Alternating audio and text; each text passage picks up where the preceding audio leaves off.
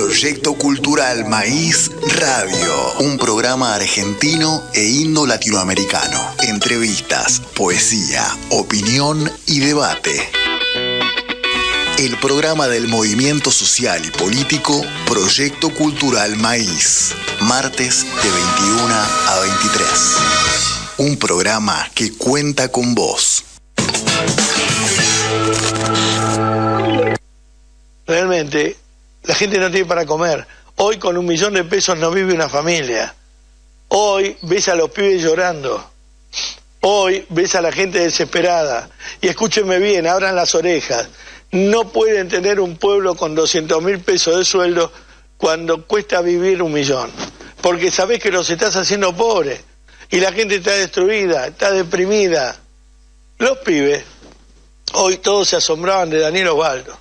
Uy, Daniel Osvaldo. La verdad a mí me importa un poco un carajo Daniel Osvaldo, pero es si sirvió como emergente de una situación para mostrar que hoy hay una o dos generaciones que sufren de depresión. Porque ¿sabés qué es el pánico? ¿Sabés qué es la depresión? El que un pibe se esté criando en un país donde no te están dando objetivos. Y encontró una palabra, ¿viste? Milei encontró la palabra, no hay plata, y con eso se agarran todos. No hay plata, y a la mierda, y no hay plata. Y por otro lado, a los pibes le ponen otra palabra, Europa.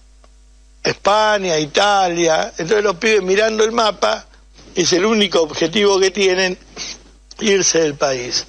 No se les ocurre quedarse en la Argentina a generar algo. No se les ocurre comprarse un torno y hacer artesanías en arcilla. No se les ocurre recibirse de médico y ser médico porque ganan poco, ni tampoco recibirse de abogado y ser abogado porque ganan menos. Entonces se van a Barcelona a limpiar el culo a los gallegos, a servir mesas, a laburar de ballet, a laburar en los hoteles, en cambio de quedarse acá, porque acá no hay objetivo. Entonces preferís venderte como esclavo en otro país a quedarte en este país.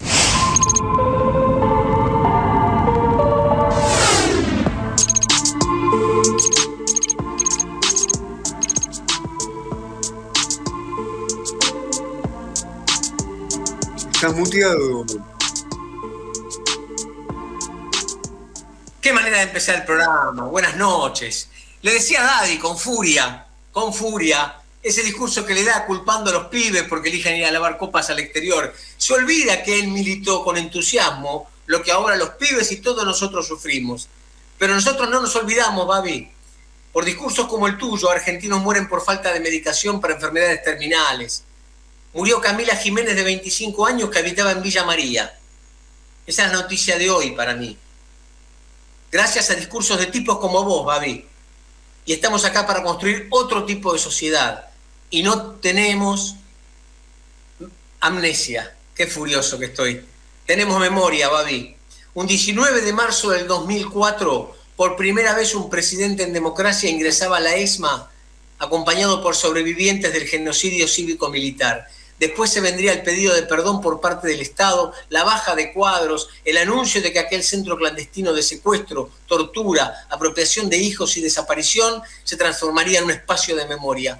A 20 años de ese momento fundacional de reparación histórica por parte del Estado Nacional, por el fin a los indultos y como política a fondo en materia de derechos humanos, nunca más, nunca más, ni olvido ni perdón para genocidas y cómplices. Por favor, el audio de las madres.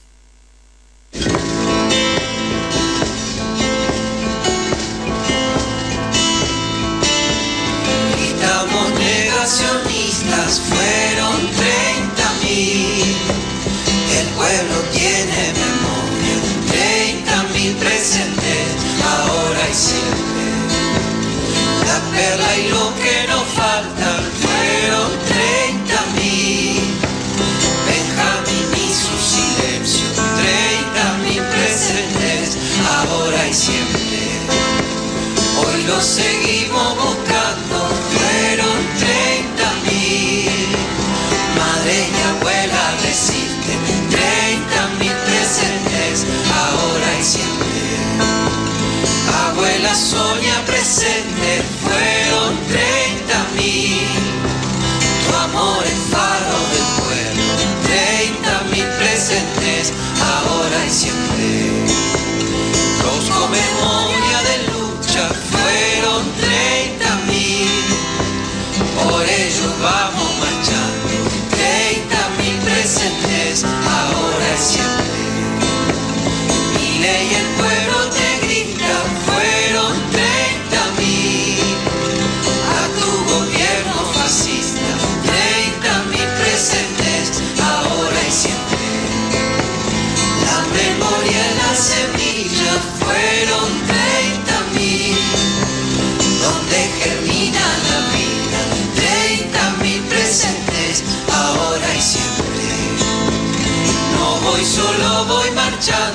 fueron 30.000.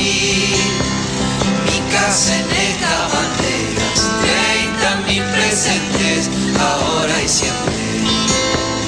Gesto del sol en las calles, fueron 30.000. Para alumbrar nuestra historia, 30.000 presentes, ahora y siempre. 30.000 presentes, ahora y siempre. 30.000 presentes, ahora y siempre. 30.000 presentes, ahora y siempre. Ahora y siempre, ahora y siempre.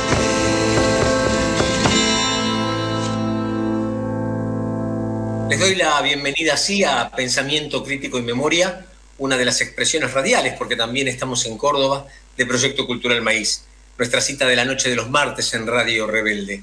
Un proyecto que reclama patria soberana y es nuestra emisión semanal número 142.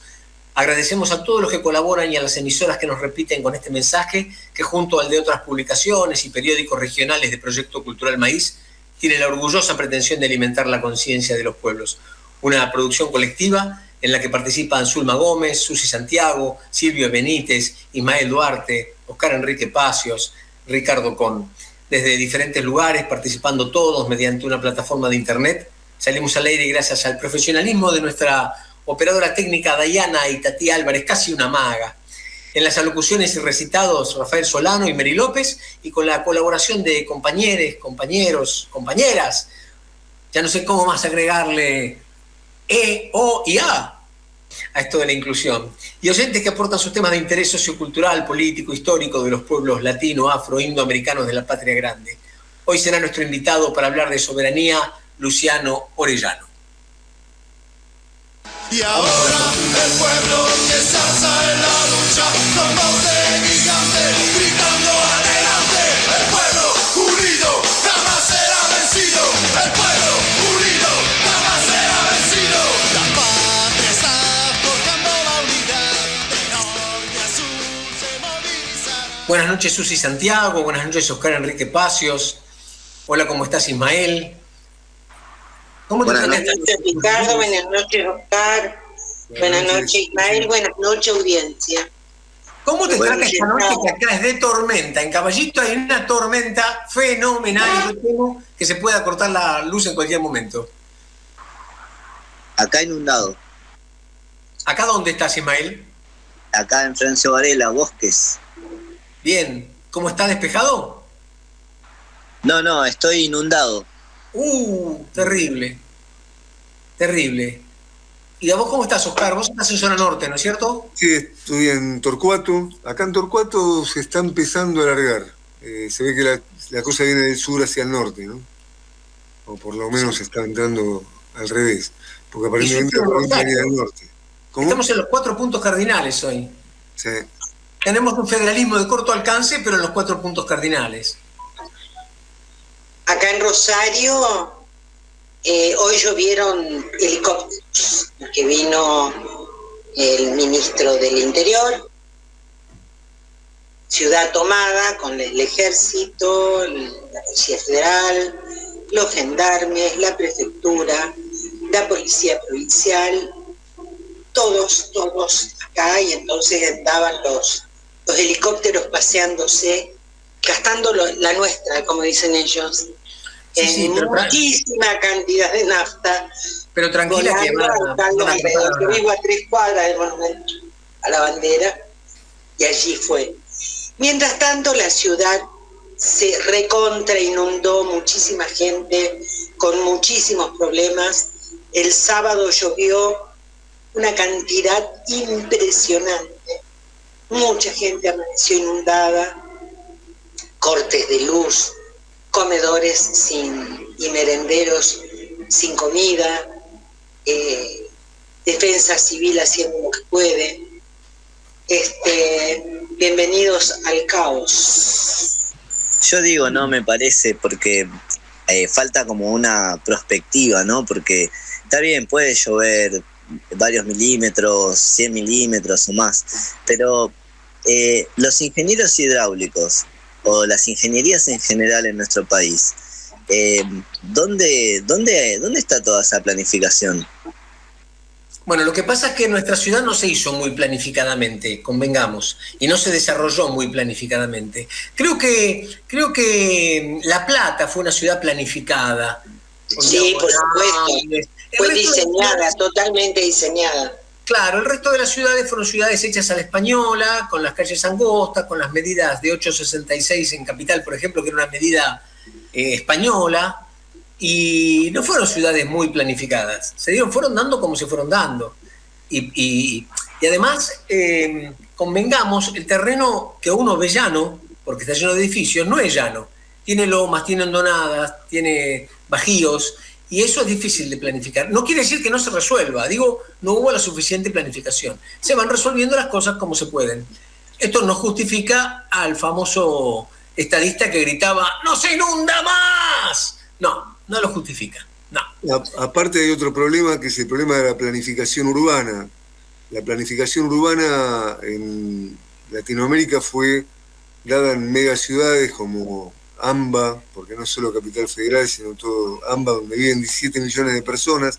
Si uno va a Europa con la característica también de ciudades no planificadas en principio, una civilización que tiene más de 2000 años, es decir, ve que está mucho más diversificada la población en un montón de ciudades pequeñas y no hay grandes megaciudades. Si bien está Madrid, está París, está Londres, está mucho más diversificado en el territorio la densidad poblacional. Acá en América Latina estamos con megacentros urbanos y mucho sector despoblado, o en el modelo aeroexportador, para atraer toda la ciudad se concentraba todo las líneas férreas en Buenos Aires y la población en Buenos Aires para dar los servicios a que salgan los granos por los puertos, ¿no? Hacia Inglaterra, claro. Buenos Pero Aires. a ver, yo soy arquitecta y urbanista, Oscar. Acá, por ejemplo, todas las vías férreas del país están como venas dirigidas hacia el corazón de los puertos. Los ingleses sabían hacer muy bien tanto caminos como trenes, sabían muy bien cómo evitar las inundaciones. Por ejemplo, mi hijo vive en un barrio donde se hizo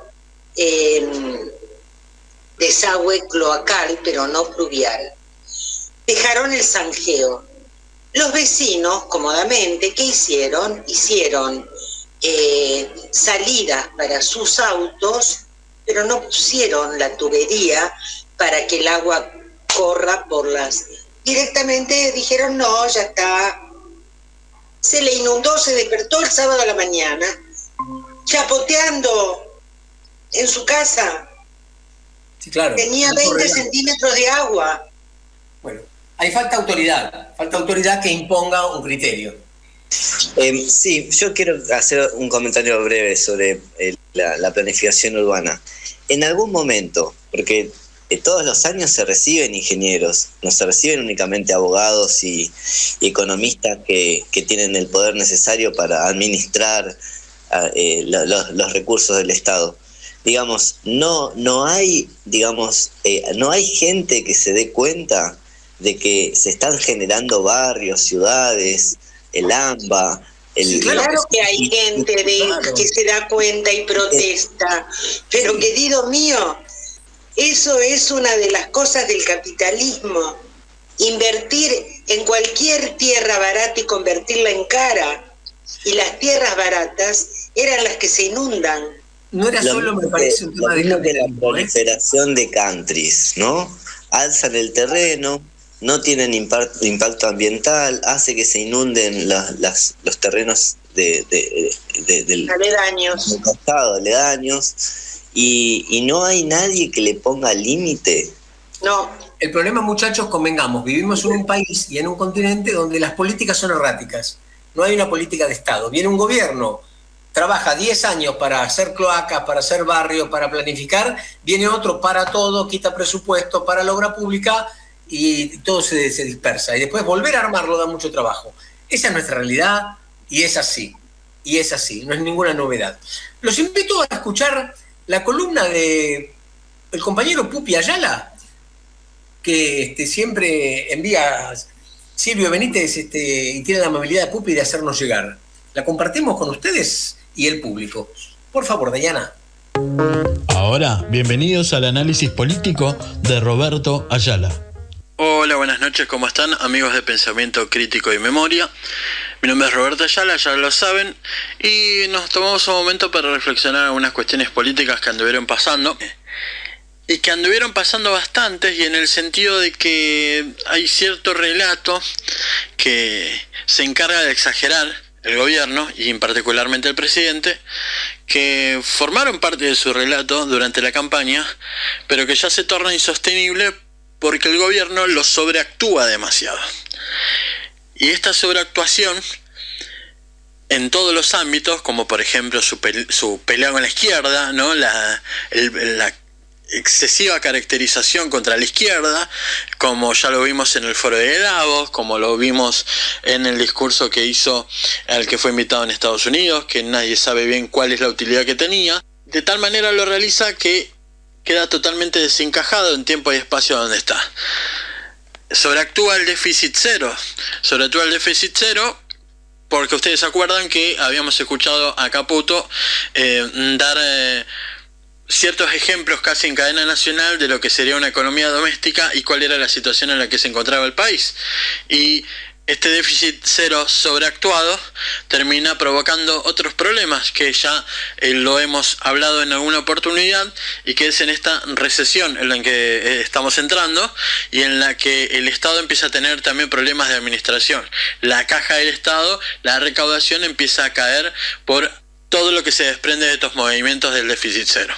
Y además del problema de las provincias, ¿no? Los giros que no les hacen a las provincias, la quita del fondo de incentivo docente, etcétera, etcétera, etcétera. El gobierno sobreactúa la austeridad, y sobreactuó tanto la austeridad que los terminaron pescando. Y ustedes dirán, bueno, al final le hizo más daño un par de tweets de Cristina Kirchner, de la expresidenta, que el último paro de la CGT. Y esto no es un chiste, ¿no? Porque sobreactuó tanto la austeridad que nos ocupó casi todo el día sábado estas contestaciones entre el presidente y la expresidenta. Y sigue sobreactuando el presidente. Y sobreactúa también la cuestión de la lucha contra el narcotráfico en Rosario. Ya deje de parecer eso y empieza a parecer un mentiroso. Esa es la delgada línea entre pensar como piensa y sobreactuarlo todo. Veremos si seguirá sobreactuando las peleas, si seguirá teniendo nuevas razones por las que enfrentarse a distintos personajes de la vida pública de este país. Seguramente, porque no suelta Twitter para nada. Buena semana para todos. Volvé a escuchar este y otros análisis en los canales de YouTube Roberto Ayala, politólogo, Roberto Ayala_Pol en Instagram. Bien, gracias Pupi. Siempre su punto de vista me parece interesante. Y realmente vivimos una semana de sobreactuación y de política en las redes, ¿no? No existe otra cosa, no existe una comunicación oficial, hay contradicciones entre los ministros y entre los secretarios, despidos por televisión, marchas y contramarchas, suspensiones. Hay una improvisación, me parece, muy, muy fuerte, falta de la experiencia política que trae Milei y el espacio, ¿no? Al margen de eso y de esas incongruencias, el establishment aprovecha a la figura como para acelerar al máximo y ver hasta dónde llega, hasta dónde puede llegar y hasta dónde lo deja llegar la paciencia popular, ¿no? Es decir, lamentablemente, bueno, no es un fenómeno solo argentino, atraviesa, sobre todo en Occidente, a lo largo y lo ancho. Lo tenemos con personajes como, bueno, Bolsonaro, como Vox, Trump en Estados Unidos, Macron, Meloni, con sus características, ¿no? Es decir, no es lo mismo Meloni tiene es decir, me parece una formación muy muy profesional y aparte muy ideológica, mucho más sensata y razonable, más allá de que sea neofascista. ¿Vos querés decir que esta gente no está preparada, Oscar? Vamos. Milei y... La señora hermana fabricaba torta, che. No tenía quit. A lo que voy es que me parece que fue un fenómeno outsider, que lo quisieron implementar como para buscar un plan B, en el caso de que Cambiemos no pudiese llegar por el desprestigio que tenía Macri, y después, bueno, se le volvió plan A y medio inmanejable. Igualmente yo creo que hoy está siendo alineado por los factores de poder, por el poder real, y con su impronta se están acelerando pasos de manera muy, muy profundas, y se quiere implementar un modelo de exclusión y un modelo de transformaciones estructurales de no retorno, a favor del gran capital, de los grandes grupos concentrados y de la oligarquía diversificada en los grandes grupos económicos que tiene hoy la Argentina, ¿no? El tema es hasta dónde llega, hasta dónde puede llegar y hasta dónde el establishment lo va a dejar avanzar. Yo creo que eso tiene un límite, más temprano que tarde. El tema es que no van a dejar que se produzca un estallido social, y en el medio van a tratar de canalizar mediante otra figura más moderada o menos reaccionaria para solidificar estos cambios que están tratando de imponer, ¿no? Sí, el problema que yo veo es que a pesar del deterioro social de la economía, de la vida cotidiana, de todos los sectores sociales que no están en una situación de privilegio, hay mucho apoyo todavía. La guerra mediática la ganaron, la guerra de la comunicación la ganaron. Y se va desgranando muy de a poquito, pero hay mucho apoyo. La gente todavía tiene fe. Y sí, eso llama mucho la atención. Hay 3 meses de desgaste, si bien fue un desgaste muy progresivo. Es decir, es la primera vez que un gobierno, después de los 100 días, no aumentó la popularidad con respecto a la cantidad de votos que tuvo. Eso es cierto. Este gobierno bajó por lo menos las encuestas más creíbles que están dando vuelta, del 55,5% a menos del 50%. En 3 meses, con un deterioro muy pronunciado, con un rechazo muy pronunciado en lo social, que a mi modo de ver esto no tiene otra alternativa que un desgaste progresivo y geométrico. Es decir, sí, sería lo lógico. Pero yo no veo acá una situación matemática. Yo veo que el deterioro es muy lento para el grado de crisis a que está llevando a las familias argentinas, a las familias trabajadoras de clase media.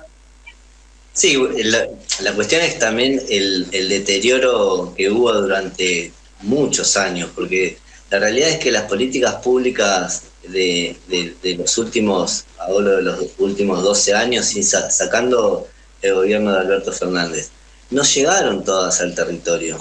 No se visibilizaron en cloacas, en calles asfaltadas, en señalización, mismo también en las provincias, en los campos, siempre inundados, o si no tenían inundaciones tenían sequía y incendios. Entonces la gente tiene un malestar que, más allá del poder que puedan tener los medios hegemónicos, yo creo que no tiene que ver ya con la influencia que puedan tener algún político de este gobierno o de los medios hegemónicos. Tiene que ver con un descontento de 30 años. Está clarísimo. Incluyo al gobierno, al triste gobierno de Alberto y de Cristina, yo lo incluyo. Voy a decirte algo, Ricardo. Hoy a la mañana escuchaba Radio Universidad aquí en Rosario, y vos sabés que la mayoría decía que extrañaban el gobierno de Alberto cuando se leyeron todas el informe de la CELAC, de las comparaciones estadísticas del gobierno de Alberto y estos 100 días de Milei. Hoy él decía, extrañamos el gobierno de Alberto. Claro, A ver, hoy cualquier gobierno malo es excelente al lado de esto. El deterioro a lo que nos sumergió este hombre en 100 días de gobierno no tiene parangón en la historia de ningún país. Ninguna duda. El diagnóstico está, vamos a acordar todos. A mí me sigue llamando la atención que el desgaste de la gente, el enojo con la clase política, y aún el enojo que la gente politizada, porque ya no hablamos del distraído, de que tiene fe. Vos fíjate que han tomado el río Paraná los norteamericanos y no ves a la clase política preocupada por eso. Claro. Bueno, sí. Kicillof salió a preguntar qué está pasando. Uy, Kicillof preguntó qué está pasando. Susi, eso no es un escándalo, eso es preguntar qué está pasando. No. Es terrible. No. Salió a cuestionar a pedir que le informen. Claramente salió a cuestionar. ¿Y no te parece tibio? ¿Y no te parece tibio? También él es un gobernador, hace lo que puede. También eso me recuerda al discurso de Alberto, lo justificaban así. No dan los números, no dan la correlación de fuerza, se hace lo que se puede. A mí me parece que se queda muy corto. Y de que pedir un informe no alcanza. En términos laborales, ¿no? Si hablamos del DNU en términos laborales, la inconstitucionalidad por aumentar el tiempo de prueba. La gente ya está siendo hace muchos años despedida, tratada mal, no les pagan ni siquiera horas extras. Es decir, hay la justicia y ningún político partidario se ha escandalizado porque las personas, por ejemplo, en los gastronómicos, trabajan 12 horas, trabajan 8 o 9 horas, pero turno cortado. Y no les pagan horas extras, no le pagan domingo diferencial, no le pagan la ganancia de la empresa. Eso ya de hecho está sucediendo. Entonces, que venga el gobierno a decir,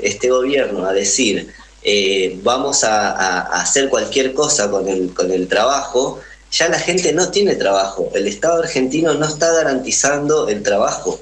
Entonces, al no garantizar el trabajo, cualquiera puede decir cualquier cosa del trabajo y va a ser más o menos aceptado. El que tiene más información se va a quejar y el que no tiene información, que es la mayor parte de la población, va a aceptar cualquier condición.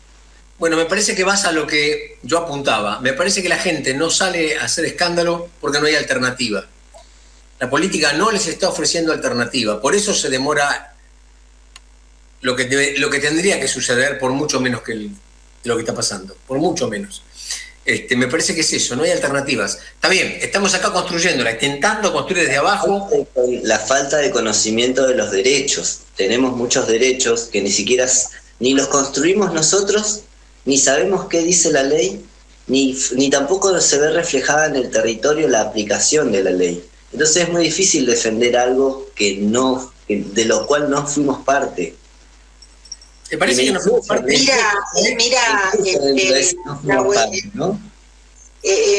Mira, Facundo, yo estoy trabajando con la red de herramientas, con la red de mujeres argentinas construyendo comunidad en una villa.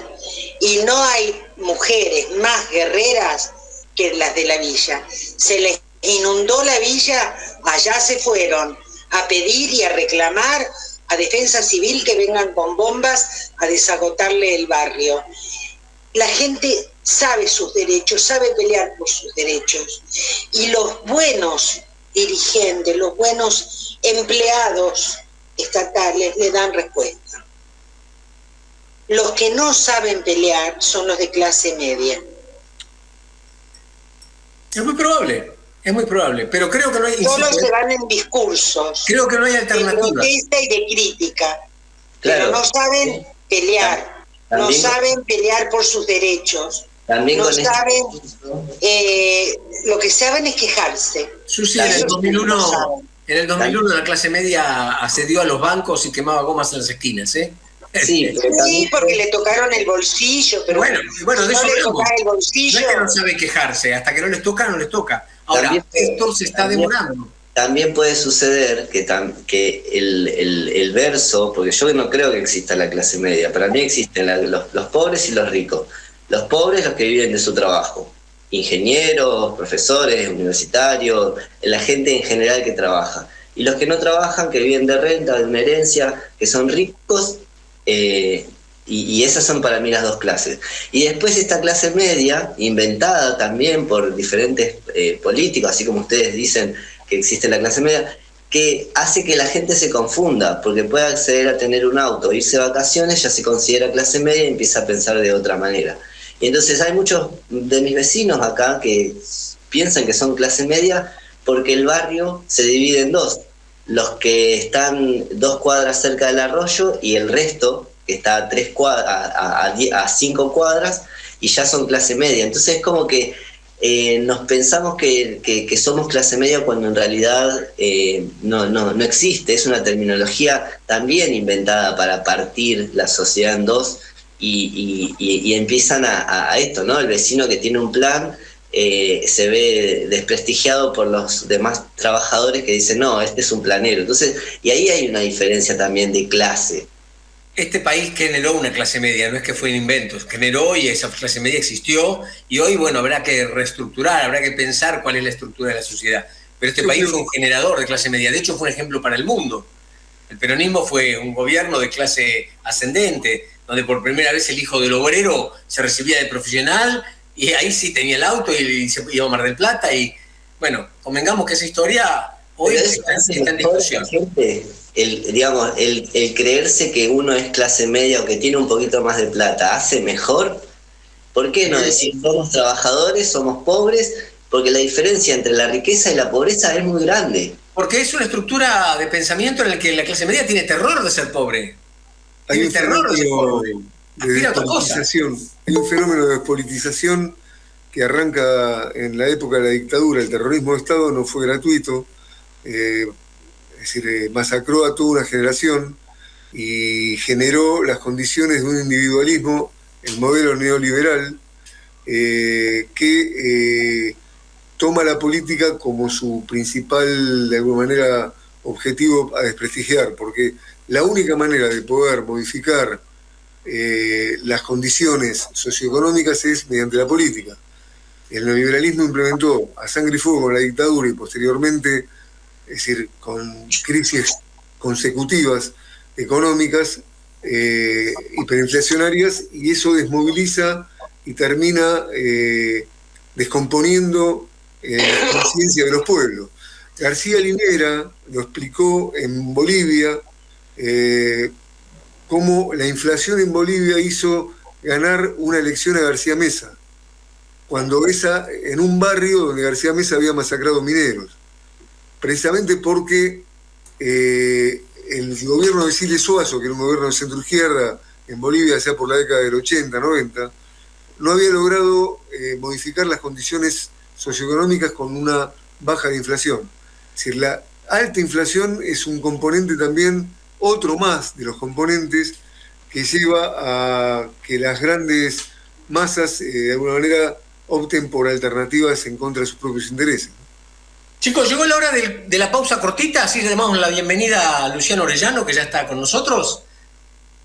Vamos a la pequeña pausa y retomamos para estar hasta las 10, que tiene tiempo acotado, Luciano. Por favor, Dayana.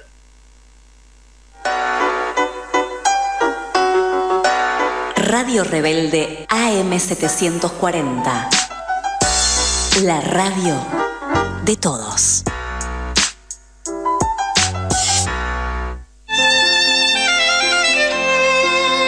La mañana del domingo. La mañana de Juan Domingo. Perdón. La mañana de Juan Domingo. La mañana del domingo con Martín García. La mañana del domingo. Todos los domingos de 10 de la mañana a 2 de la tarde. Con la conducción de Martín García y un equipo de la Gran Flauta. La mañana del domingo. La mañana de Juan Domingo. Todos los días a la medianoche te acompañamos hasta las 6 de la mañana en ¿Qué no te deja dormir esta noche? Música y literatura. Literatura y música en la trasnoche de Radio Rebelde.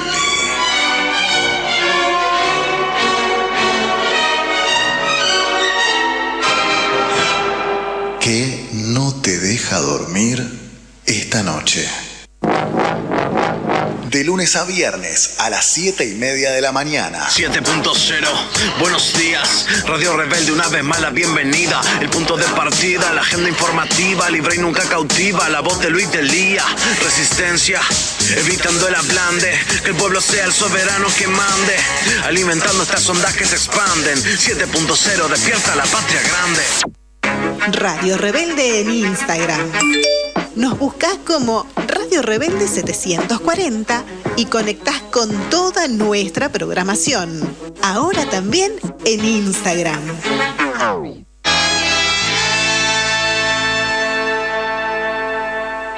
Para comunicarte con el Proyecto Cultural Maíz durante la emisión del programa, podés hacerlo llamando al 11 2690 8496. 11 2690 8496. Pero además, el resto del tiempo podrás solicitar nuestras publicaciones, charlas y seminarios comunicándote al 11 2294 6420. 11 2294 6420.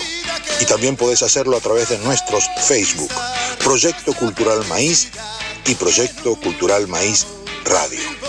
Proyecto Cultural Maíz, nacido en América como el maíz para alimentar la conciencia de nuestros pueblos. La patria vencerá. Y ahora el pueblo que se alza en la lucha con voz de gigante, gritando adelante. El pueblo unido jamás Estamos será con vencido. Luciano Orellano, nuestro invitado de esta noche, un especialista en vías navegables, soberanía.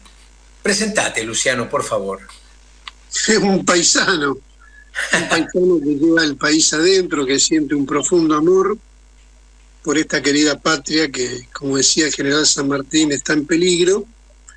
Y bueno, digamos, está todo permitido excepto no defenderla. Yo te agradezco, Ricardo, les agradezco a ustedes esta invitación.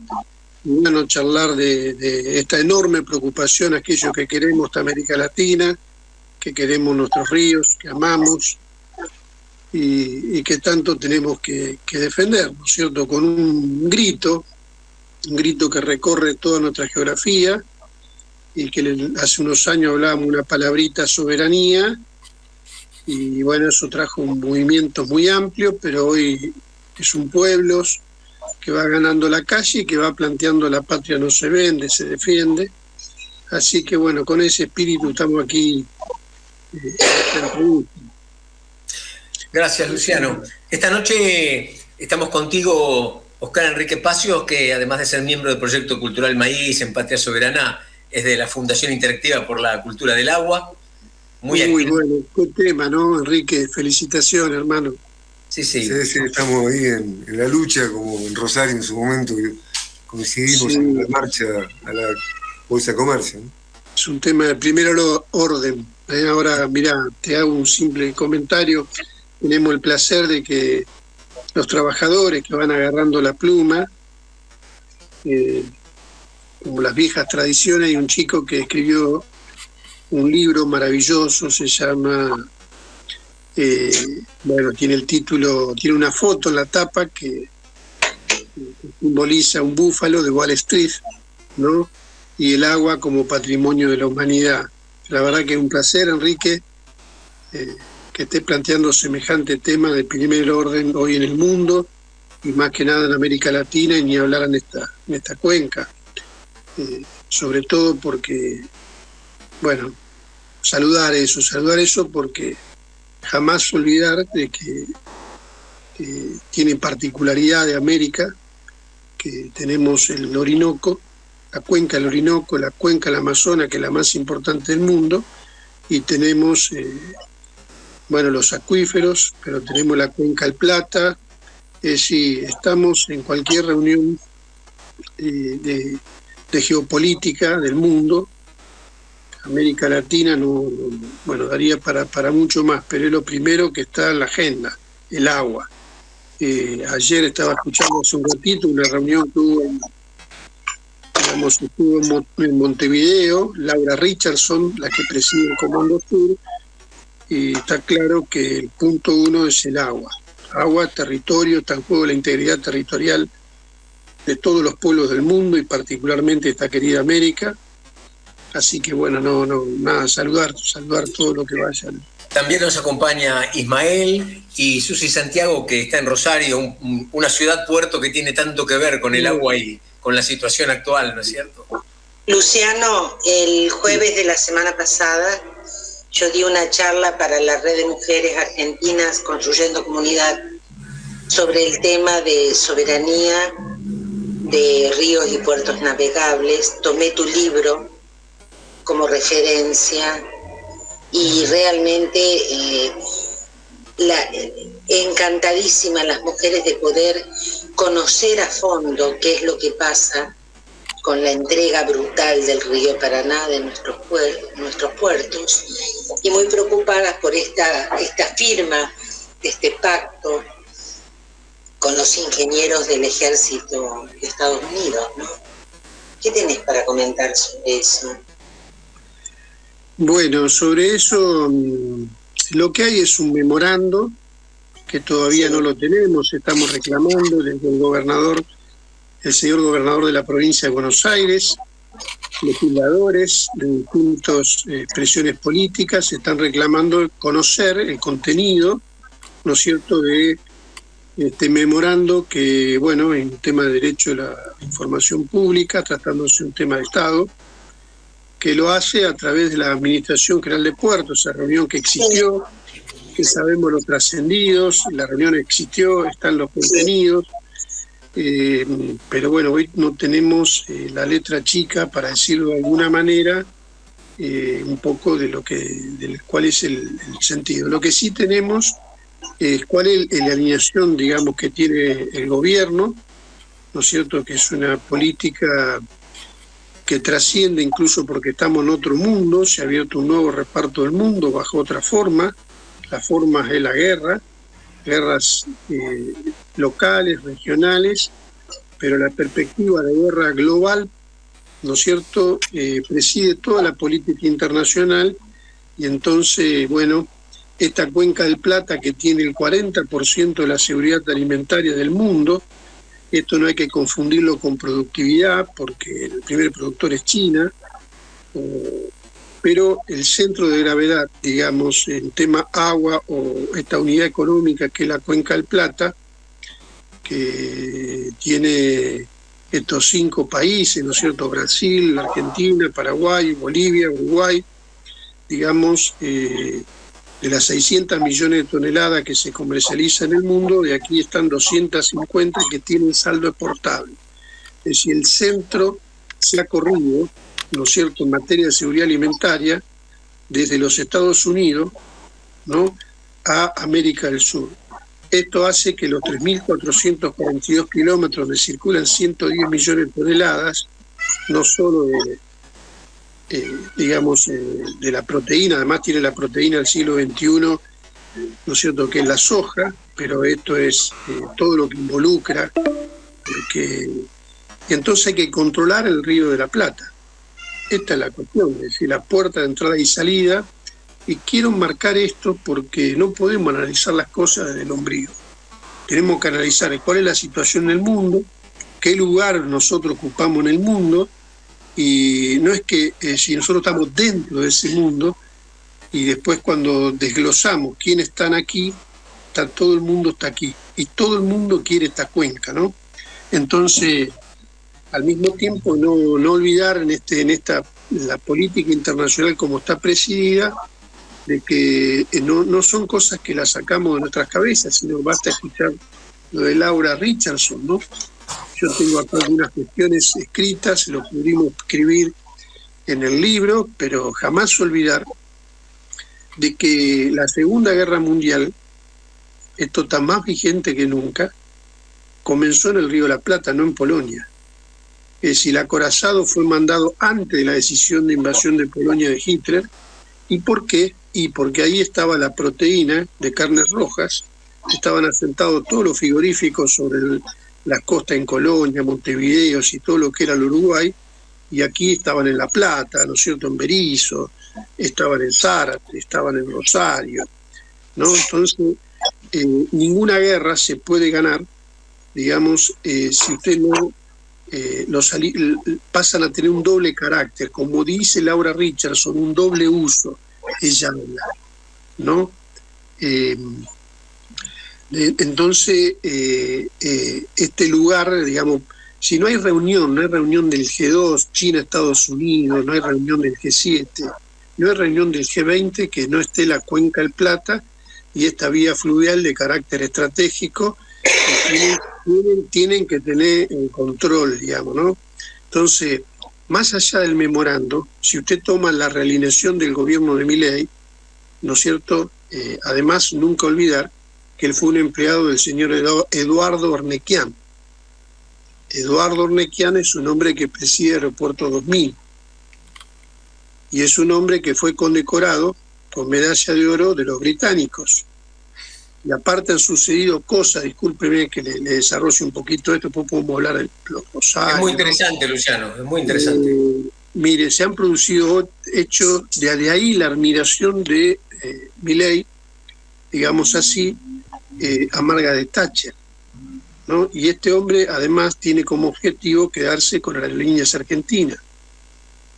Pero además esta semana se ha producido en estos días un hecho tremendo donde estamos perdiendo soberanía, donde los ingleses, digamos, acaban de extender la zona de exclusión por 166.000 kilómetros cuadrados, pero eso está unido a otro tema, que es la inversión de 150 millones para un puerto en Malvinas con proyección antártica. Es decir, el tema antártico y el tema de los pasos bioceánicos, eso está al orden del día. Que esto los medios hegemónicos, ¿no es cierto?, nos entretengan, ¿no es cierto?, con digamos determinadas, formatos de la comunicación que son importantes, los TikTok, pero hay temas gruesos que se están decidiendo.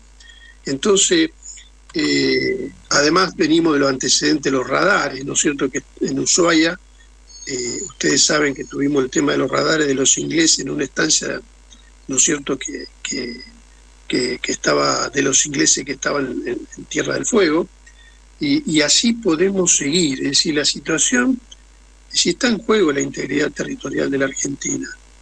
Esto además tuvo el tema de la pesca, no nos olvidemos, esto es muy reciente.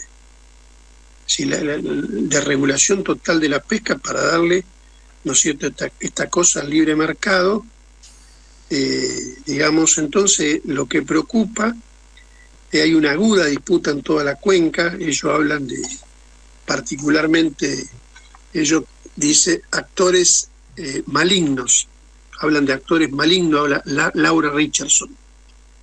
Dice actores malignos considerando a Rusia y a China. Esto se da una aguda disputa. Yo quiero ser claro sobre esto. Aquí tienen total hegemonía la OTAN, no Estados Unidos solo. No nos olvidemos los franceses, porque aquí la Cámara de Puertos Privados y Comerciales, que es donde reina soberano el capital extranjero y que tienen los puertos, ¿no?, que son puertos, no son puertos públicos concesionados, sino que son enclaves coloniales, son un estado entre otro estado.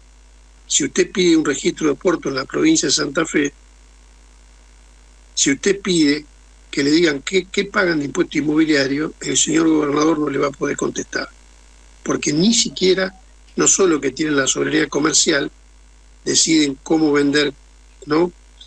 Entonces esa es la situación, digamos, la declinación de la soberanía nacional ha tocado fondo, necesita una revisión integral como lo planteaban desde, ¿no? Y vienen al galope, ¿no es cierto? Vienen al galope, desde ahí la importancia un poquito en la apertura. Y además ahora, mira, creo que hoy yo tuve con una semana de muchísimo trabajo, estamos trabajando muchísimas horas por día, no somos, digamos así, somos gente que trabajamos muchísimo, porque las herramientas que tenemos son, ¿no?, pero sé que este órgano de la Bolsa de Comercio de la ciudad de Rosario, que es un órgano, en primer lugar yo creo que es el principal partido político. Es un órgano político que da un soporte ideológico, tiene 600 actividades culturales por año, ¿no? Financia, tiene los convenios con las universidades, todo el soporte técnico y científico para el modelo, y además nunca olvidar que el corrimiento de la frontera de 70 millones de hectáreas, que es un cambio en la estructura agraria, digamos, de 70 millones de hectáreas que teníamos en la Cuenca del Plata, en los últimos 30 años se fue a 140, que está comiendo el Amazonas. Y la usina de este modelo, ¿no es cierto?, de concentración, de tranquilización, que es lo que la está sufriendo hasta Europa. Ustedes vieron la huelga y las movilizaciones de los granjeros. El capital financiero voraz, de carácter parasitario, los BlackRock, Vanguardia. Esto está entrando en un antagonismo al mundo.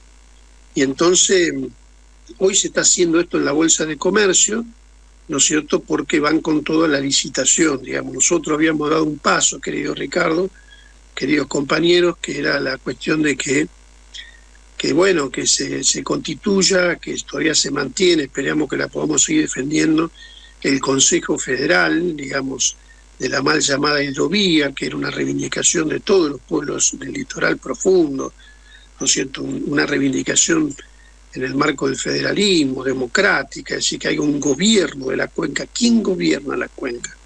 Y entonces habíamos logrado que deje de estar en la Bolsa de Comercio y que haya una instancia, no como lo ideal o todo lo que quisiéramos, ¿no?, con los límites, pero al fin teníamos o sea, lo tenían ellos, lo pasamos a tener 7 gobiernos, levantaba la mano Kicillof y bueno, y después en un momento jugó bien Infran, otros gobernadores, hasta ahí, no estoy, pero hay que ser justo, digamos, ¿no? Y pasamos a tener, y luego logramos que la administración la tuviera la Administración General de Puertos. Esto tiene un doble sentido, mire, el tema del memorando también es un apriete a la Administración General de Puertos, ¿eh? ¿Se entiende? Le están marcando la cancha. Lo que la Administración General de Puertos parecía que jugaba para el país, ahora resulta que juega para ellos. Claro, porque pusieron un tipo, mira que estoy buscando acá, un tal Pablo Picirilli, ¿no?, que viene de Ultramar. ¿Quién es Ultramar? Ultramar tiene una parte tiene una sociedad con Vicentina en Terminal Puerto Rosario. Claro. Es una empresa chilena, pero que en realidad es alemana. Su origen es cuando se fugaron los nazis, un sector de la Gestapo, agarraron la guita y se fueron. Tenemos en el Crónica Soberana de la Patria Herida, hicimos un trabajo sobre el tema ¿quién es Ultramar? Este señor, Pablo, que preside hoy la Administración General de Puertos, su nombre de Ultramar. La pregunta es, ¿quién le habrá dicho a Milei, nombrámelo a este? Bueno, hay muchos tipos que tienen afinidades con Opus Dei, como la vice, nunca olvidarnos de la vice, la señora Villarroel, y Molinos Río de la Plata. El Opus Dei es todos saben, eso se creó en la Guerra Civil Española, ¿no? Eso viene del franquismo y tiene mucha importancia en la política argentina y tienen peso. Yo ahí lo cuento un poco en uno de los trabajos donde a ver, lo voy a hacer claro. A la hora de caracterizar a Milei, no se olviden de Villarroel, no se olviden del Opus Dei.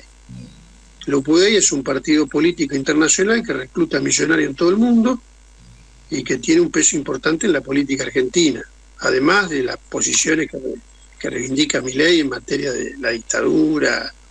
Ella es negacionista, más que negacionista, promueve, ¿no? Reivindica, no es que niega solamente, sino que reivindica.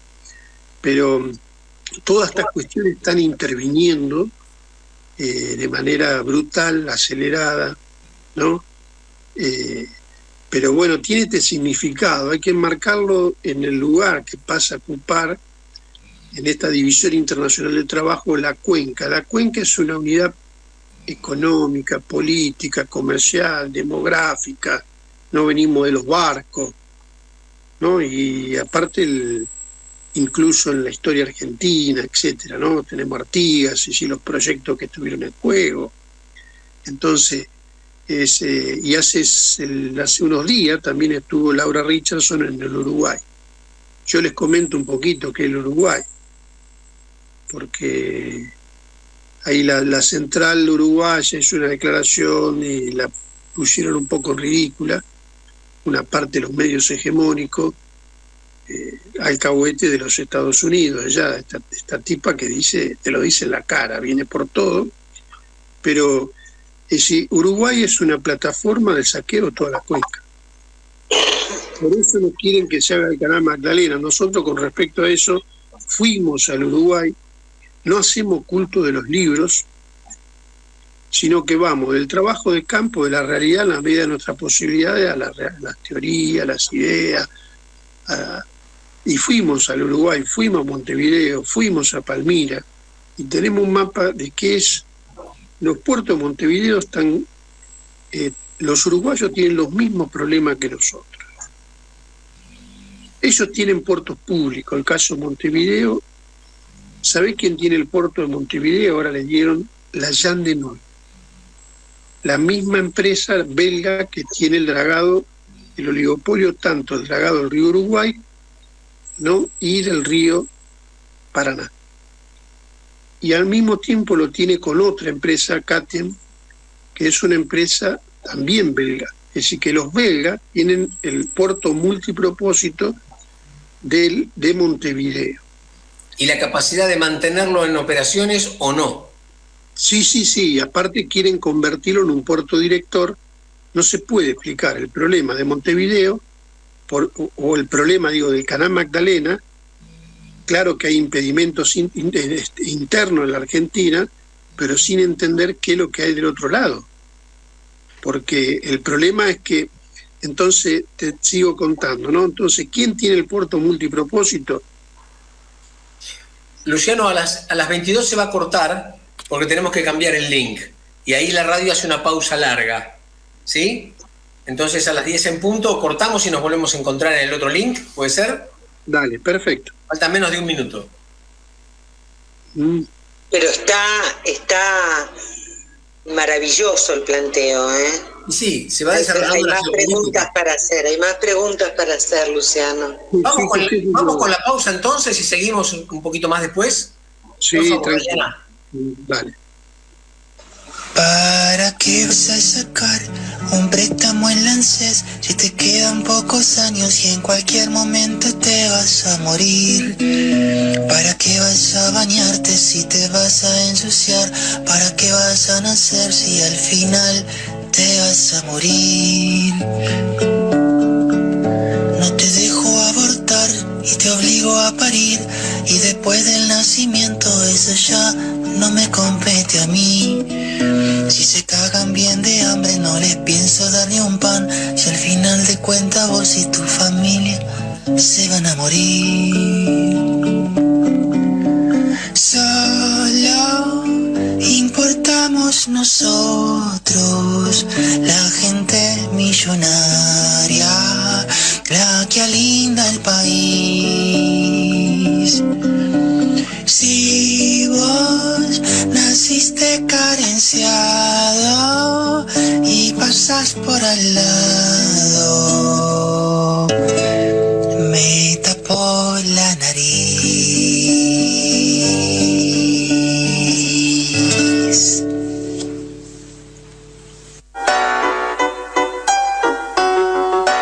Radio Rebelde AM740. La radio de todos.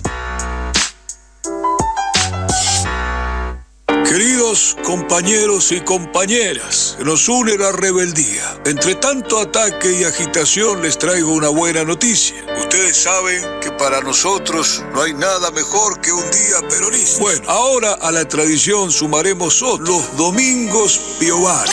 Domingos Piovano. Sí, los domingos de 14 a 18. La doctora Piovano, ¿qué decimos? La infectóloga del pueblo. ¿Pudiste conocer a tu sobrino al final? Mi sobrina, sí, muchas gracias. Imaginen, 4 horas de encuentros, información, música, humor, política, salud integral. Secciones que harán historia. La siesta del domingo ya no es un bajón. Domingos Piovano, una nueva tradición. Sumate a la misa. No lo soñé, pero aquí está. Domingos Piovano, con Gabriela Piovano. Domingos de 14 a 18. Salir por arriba, 5ª temporada. Ideas, causas y acciones para resistir con poder. Néstor Picone coordina un equipo que sale de memoria. Lunes, Jardinel, Pagano, Rivas y Tilda Rabi. Los martes con Claudio Lozano, Mushnik y Fabio Basteiro.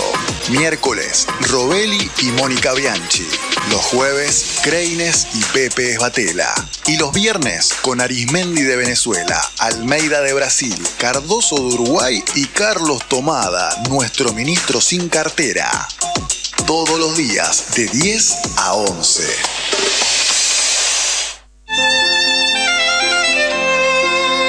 La mañana del domingo. La mañana de Juan Domingo. Perdón.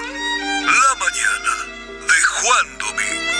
La mañana del domingo con Martín García. La mañana del domingo.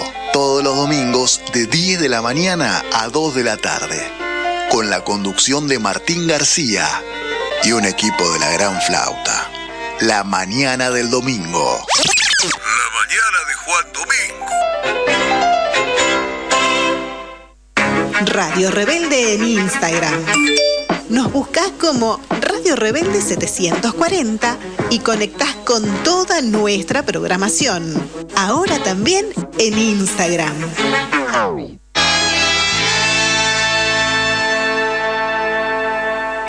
Para comunicarte con el Proyecto Cultural Maíz durante la emisión del programa, podés hacerlo llamando al 11 2690 8496.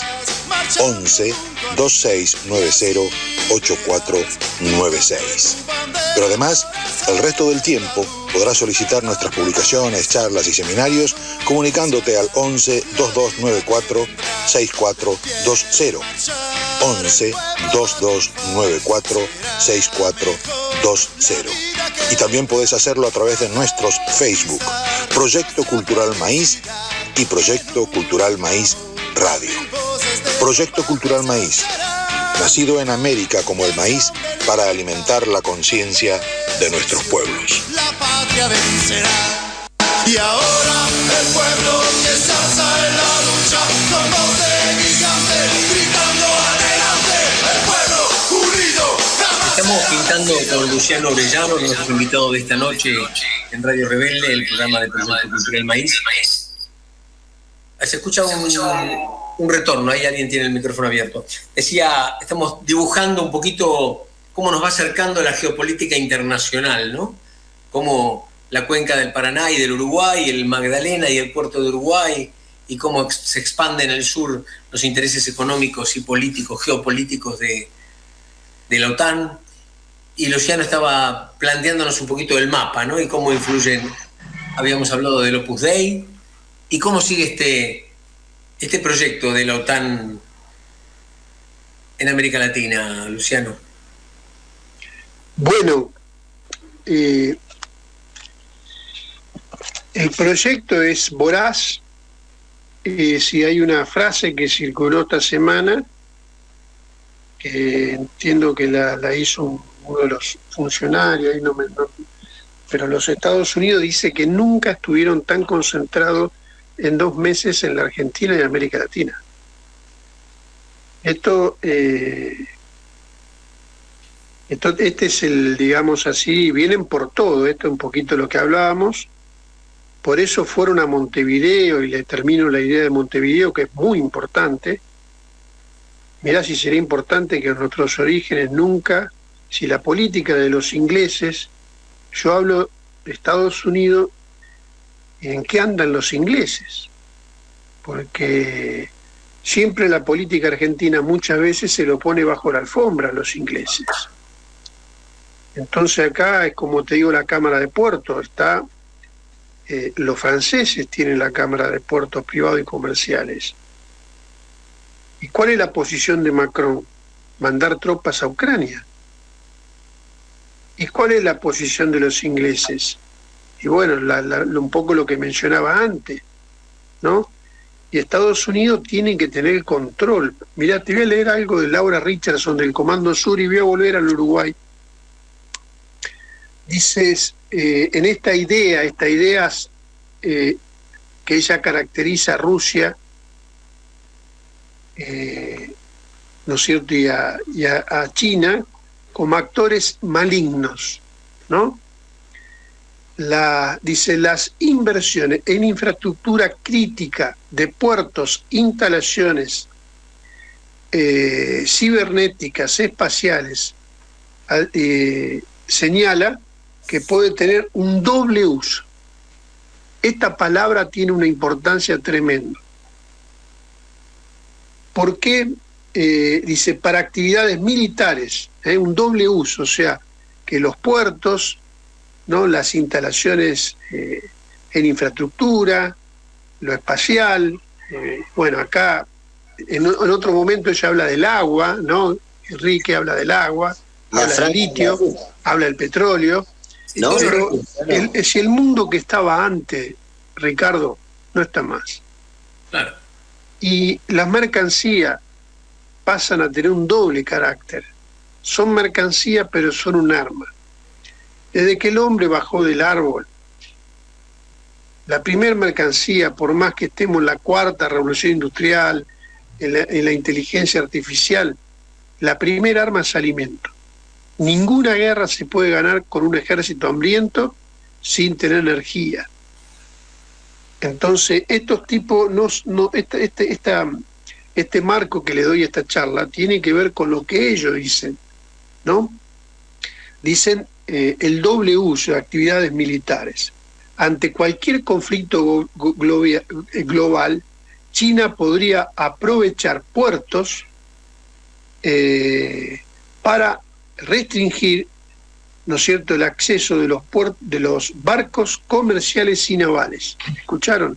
Es lo que dicen ellos. O sea, este es el lugar que nos reservan en su plan geopolítico, ¿no? Claro, entonces, y volviendo a Montevideo, Montevideo es muy importante,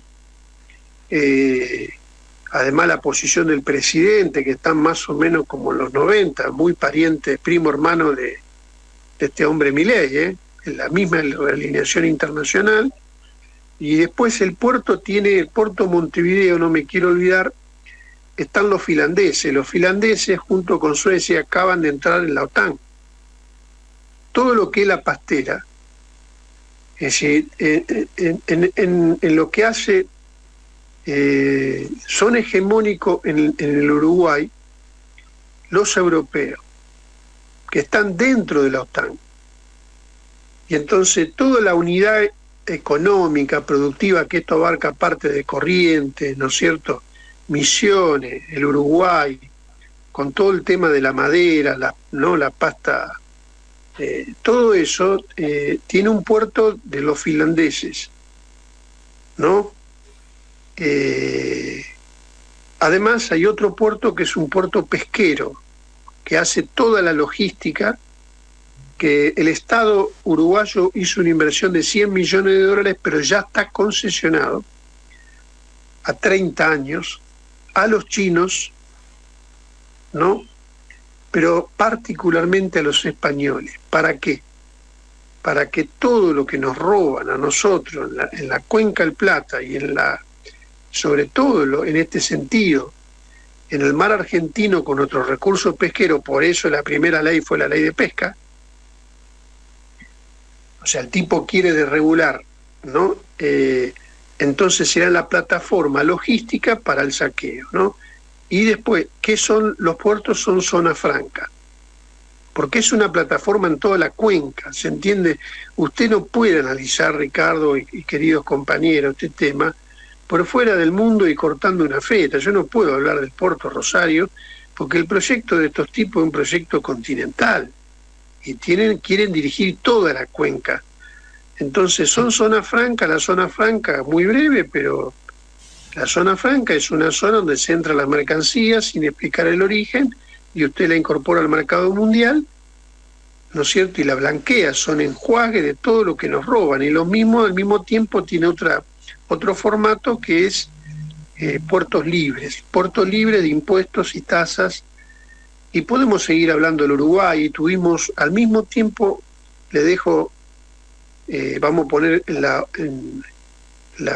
otro acento, tuvimos una reunión con un movimiento Uruguay Soberanía, que tiene trabajo en 19 departamentos del Uruguay.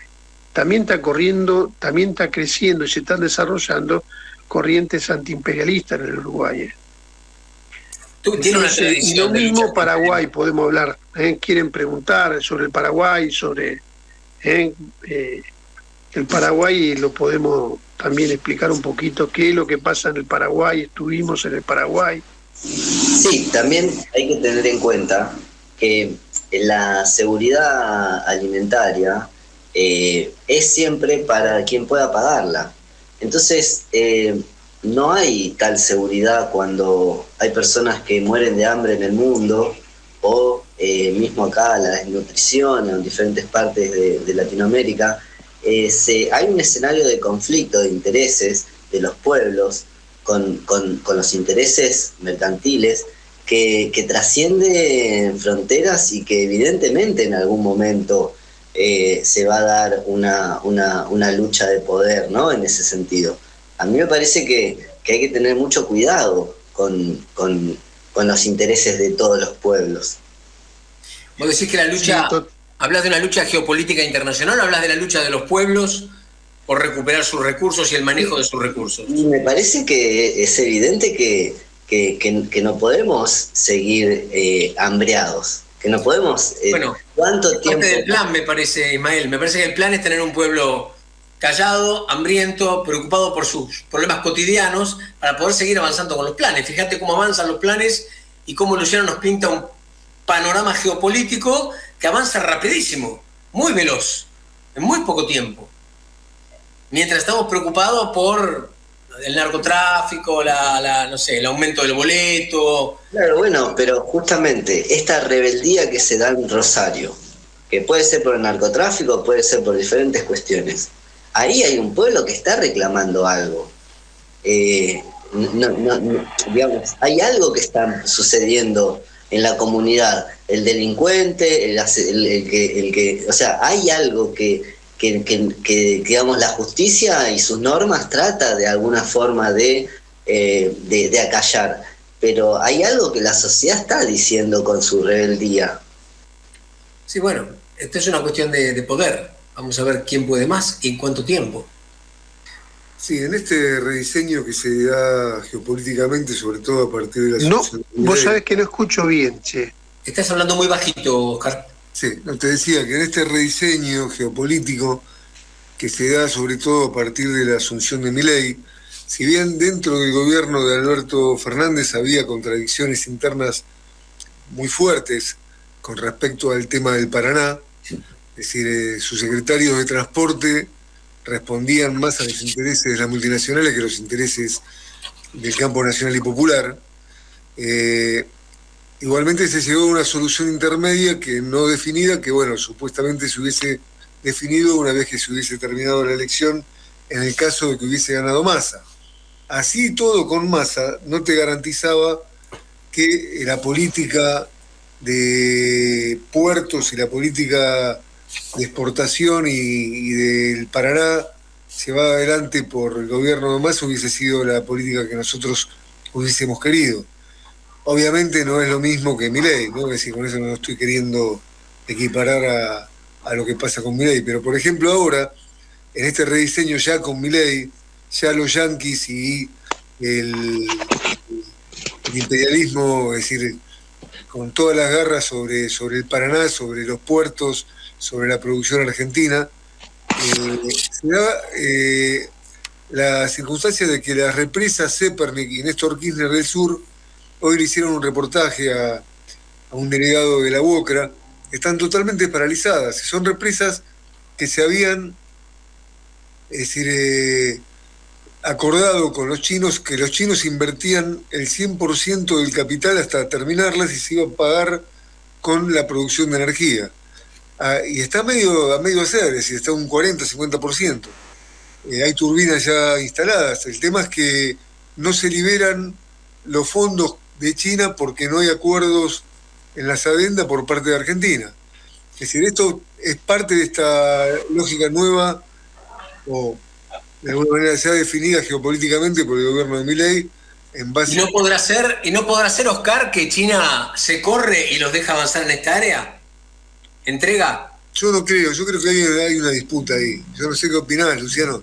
Para mí China tiene una disputa con respecto a Estados Unidos y a los intereses anglosajones en América Latina. China quiere desembarcar, Brasil con Lula es parte de los BRICS, Argentina estuvo a punto de ingresar a los BRICS. Es decir, hay una disputa geopolítica con China queriendo ingresar de lleno, ya está en Venezuela de hecho, y bueno, en Brasil también, con lo cual, es una disputa que hoy con Milei está perdida. El tema es, bueno, hasta cuándo puede sostenerse Milei en el gobierno.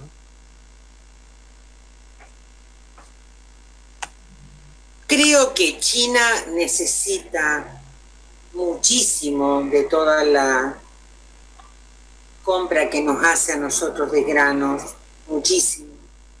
Y toda esta intervención de Estados Unidos es para cortarle los víveres a China, ¿no? Porque tendría acceso, todo pasa por Montevideo excepto Quequén, ¿no? Por el sur, que tiene solamente el 15% de la producción de soja.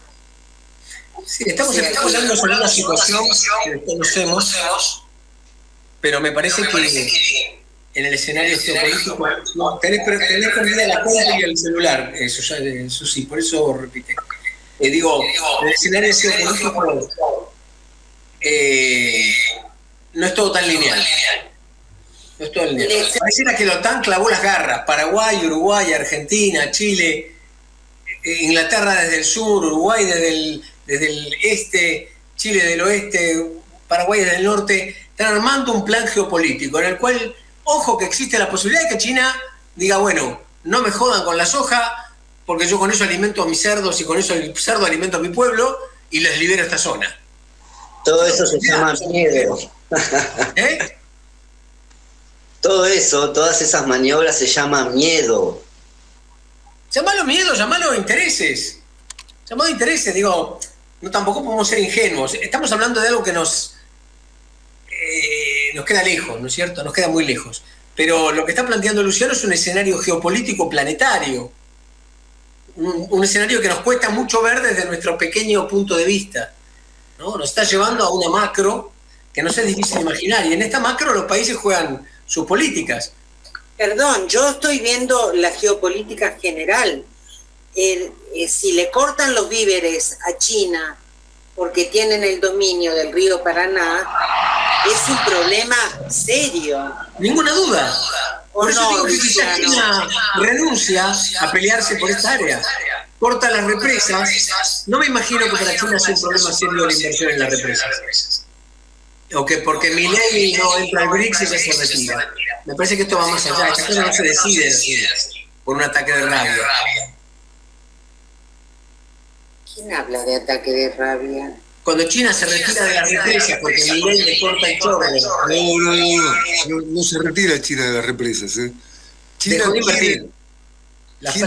No, al contrario. China está dispuesta, es más, en los últimos gobiernos de Alberto hubo gestiones por parte de FIPCA en Tierra del Fuego por el tema de, bueno, entre otras cosas, del radar británico, y para garantizar que lleguen las turbinas o unas turbinas antes de que cambie el gobierno, como para presionar justamente para que China pueda seguir adelante con la finalización de las represas. Claro. La voluntad política de China está, primero porque ya es un contrato preestablecido que ya se invirtió el 50% de la obra. Y segundo porque la obra está medio terminar y se necesita terminar. Entonces China está dispuesta a invertir lo que no hay contraparte por parte del gobierno argentino para liberar esa posibilidad, porque tiene que haber una venga. ¿Cómo? Además, claro, este gobierno está vendido a la OTAN, esto está claro. No, está bien, pero digo, vos fijate como un contrato internacional que viene de la época de Cristina y que está a medio andar, es decir, no puede llegar a terminarse porque hay, desde el punto de vista político, una traba por parte del gobierno argentino. No de China, China al contrario, quiere terminarlo, sea Milei, sea quien sea. El tema es que, bueno, justamente la OTAN, Estados Unidos, estarán presionando para que no se termine esa obra y que quede medio terminar, ¿no? En términos económicos, la inversión que hace China durante muchos años en la franja de la ruta, en diferentes países, no digo la totalidad de los países del mundo, pero creo que en la 3/4 parte del mundo, de los países del mundo, ha invertido en diferentes infraestructuras, lo cual el Fondo Monetario Internacional hizo también durante muchos años, pero poniendo restricciones y generando un caos y crisis en los países. Entonces, si ponemos en la balanza en términos económicos quién colaboró más o quién está más dispuesto a seguir con sus proyectos, obviamente que ambos tienen sus intereses, pero el beneficio que se da es muy diferente. Luciano, ¿y cuál es el papel de Paraguay? ¿Cómo, Ricardo? ¿Cuál es el papel de Paraguay en este escenario? Muy breve. Bueno, Paraguay es... primero que comparto un poco todo lo que se está planteando acá, lo de la seguridad alimentaria, ¿no? Y el tema, ese gobierno de coalición, las distintas posiciones que había, que con Massa tampoco lo teníamos resuelto. Coincido con todos los planteos que se han hecho. El tema de Paraguay es que Paraguay se ha convertido casi en un protectorado de los Estados Unidos, ese es el tema. Y bueno, tienen domicilios, se habla de la tercera flota fluvial más importante del mundo, y eso nosotros lo estudiamos, tenemos varios trabajos sobre eso y aparecen 53 empresas que tienen domicilios en el Paraguay, de las cuales 46 son empresas extranjeras y de las cuales el 70% son de los Estados Unidos. Pero además ya tienen convenio con el Cuerpo de Ingenieros de la Marina de Estados Unidos. Ya vienen con convenios, ya vienen del golpe a Lugo, para ser claro. Desde el golpe a Lugo hasta acá han avanzado con todo, ¿no? Entonces es un paraíso fiscal en materia, ¿no?, de lo fluvial, de las navieras, y bueno, esta de 53 empresas, de 53 hay 46 que son extranjeras, el 70% de los Estados Unidos, y facilitado por la Argentina a partir de lo que se llama la bandera de conveniencia. Y además hay convenios sobre el río Paraguay, tiene un cogobierno de la cuenca del territorio de ellos, tienen convenios y están firmando proyectos. Hay un proyecto que está trabajando por una inversión de $110 millones para la canalización del río Uruguay, del río Paraguay. Es importante lo del Paraguay, es una... entonces tenemos una situación difícil en la cuenca, tenemos nada más que Bolivia, es importante lo de Brasil, pero después tenemos geopolíticamente una situación complicada, ¿no? Nos tienen además rodeados. Paraguay tiene otras cosas, pero para hacerlo muy breve. Sí, también hay una distracción muy importante en Medio Oriente, ¿no? Que también, bueno, no mandaron ejércitos, pero la inversión que están haciendo todos los países de la OTAN en Ucrania, Estados Unidos también tiene que dividir fuerzas ahí, ¿no? Y los países de la OTAN también tienen que porque hay una guerra abierta, ¿no? Directamente. Entonces, no saben, para mí, fundamentalmente me parece que es, bueno, tratar de tapar parches, y esto no en cuanto a su seguridad alimentaria, y también hacer daño, pero me parece que no hay posibilidades. Yo lo vengo diciendo desde hace mucho, la OTAN va a ser desmilitarizada. ¿Va a ser qué? Desmilitarizada. Mira, yo creo, Facundo, que es una hermosa idea, pero esta gente es especialista en esto desde hace muchos siglos ya, y están acostumbrados a mover el damero del mundo, ¿eh? No los vas a agarrar distraídos. Ellos están, no sé si 20 o 30 años anticipándose a cada situación. No son advenedizos, no son gente que hace las cosas sin planificar. No lo veo, yo no lo veo así, no estoy de acuerdo. Me pregunto yo, Luciano, si estoy equivocado en lo que voy a afirmar.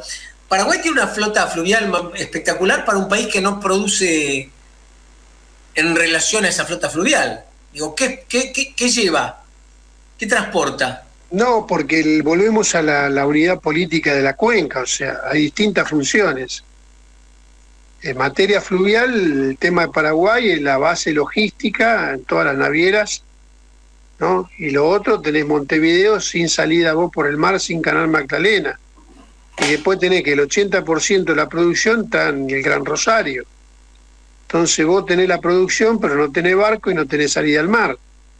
Entonces esto se entiende una integridad con distintas... Sí.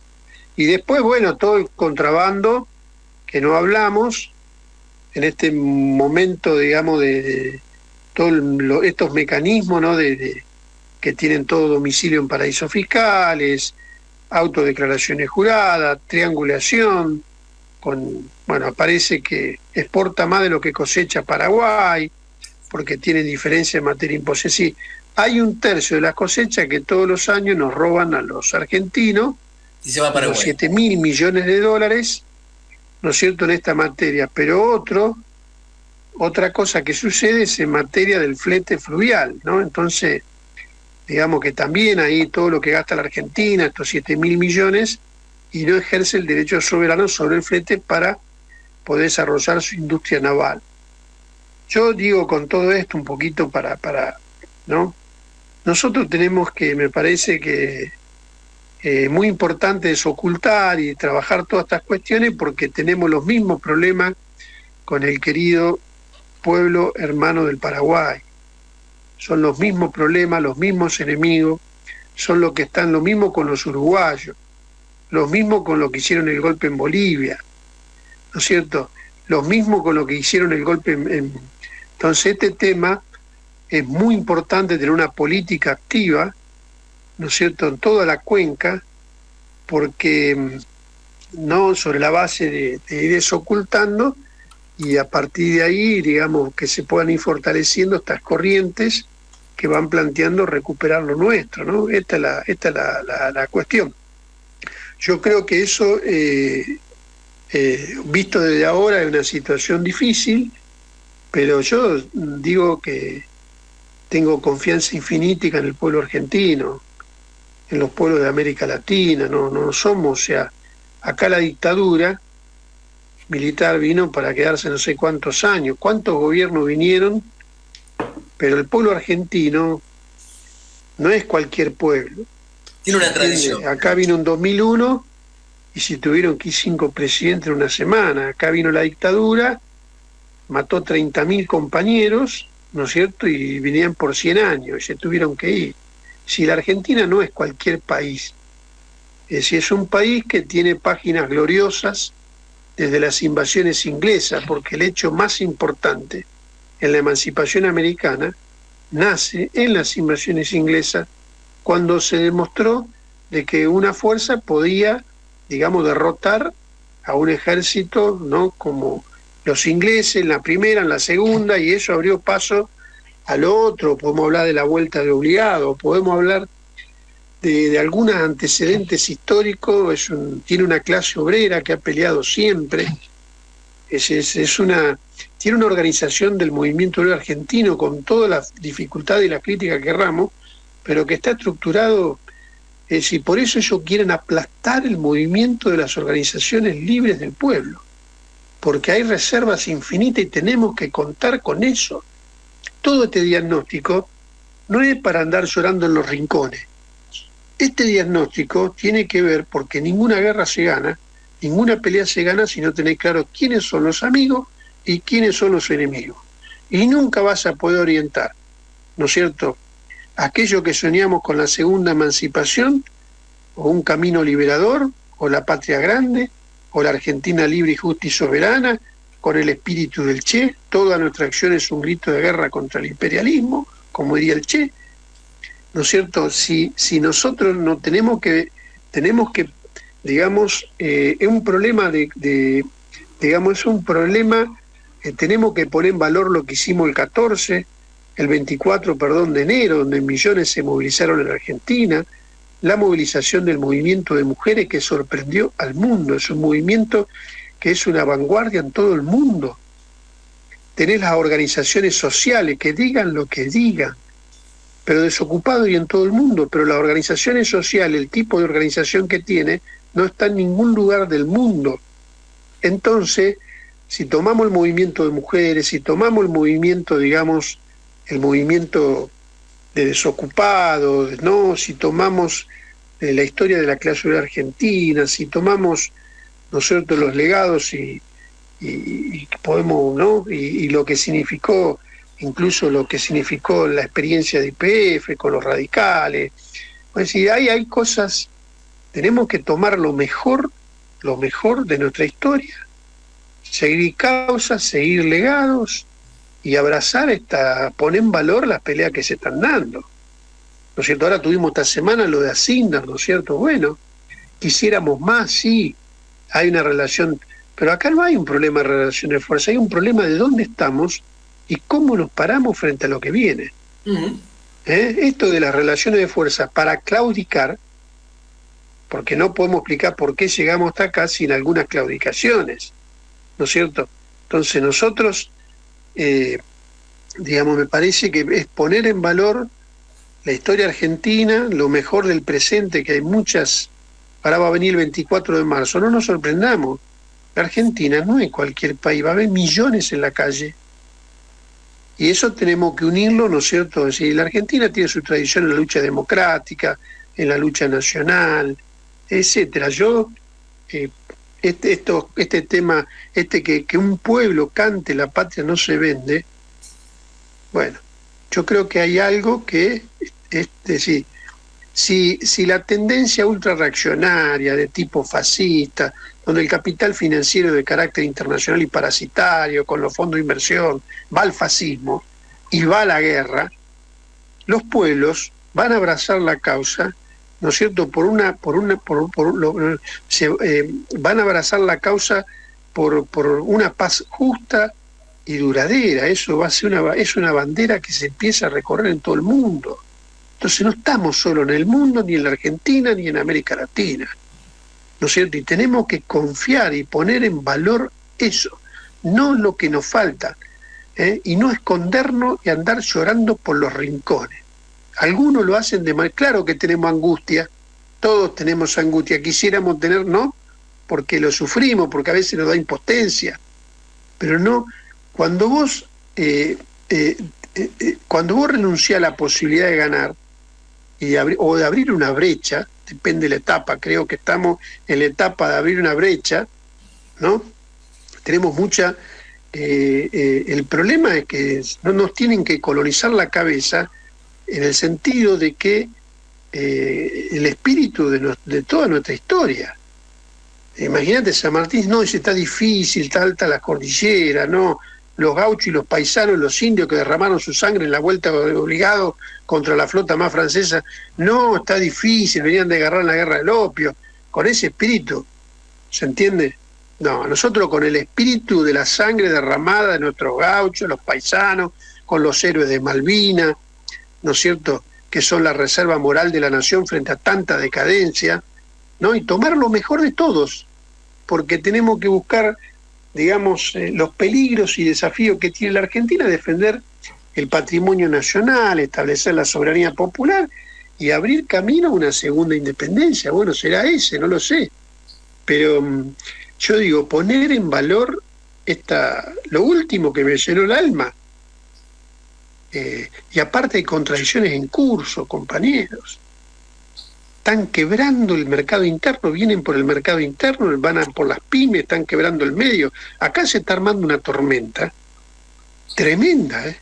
Y los pueblos no se suicidan. No se suicidaron ni se van a suicidar, ¿eh? Así fueron derrotados en la Segunda Guerra. Bueno, vino el fascismo, sí, pero también trajo revoluciones.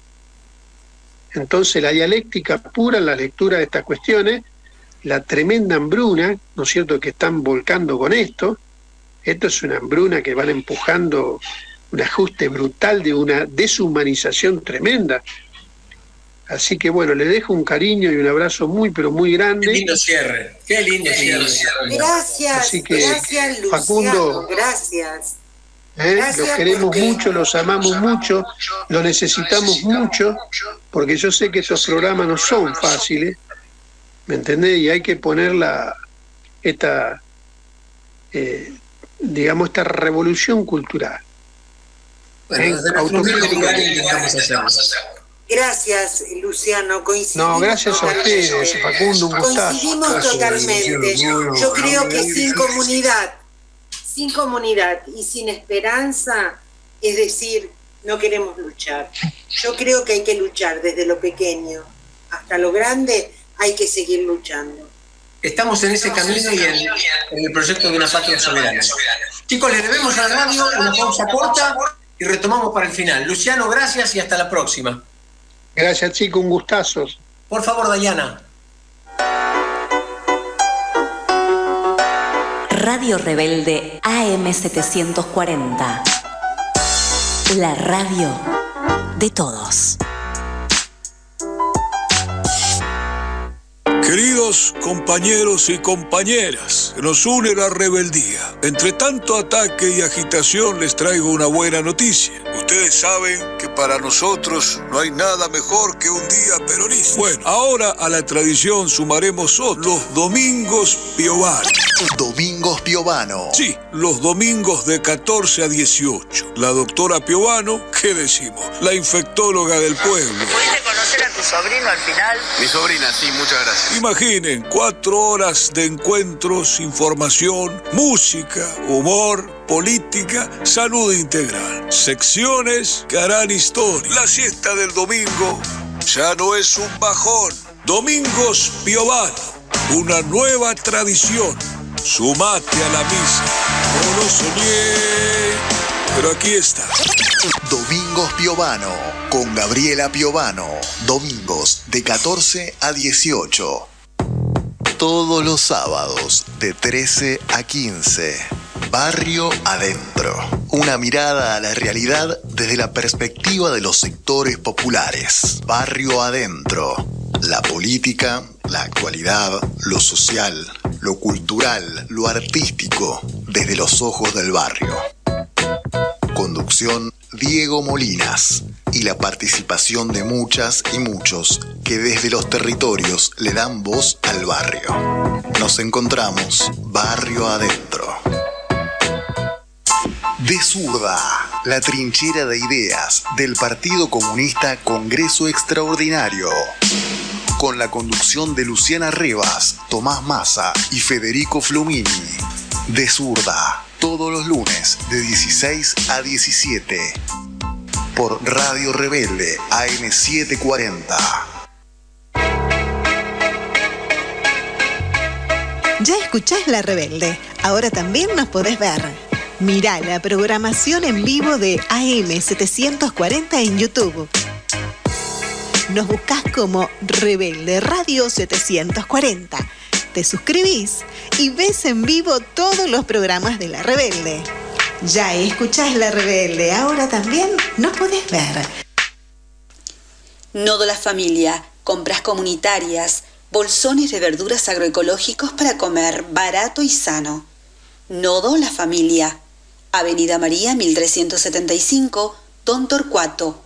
Instagram, @nodo_la flia. Con Propiedades, con K, la inmobiliaria compañera.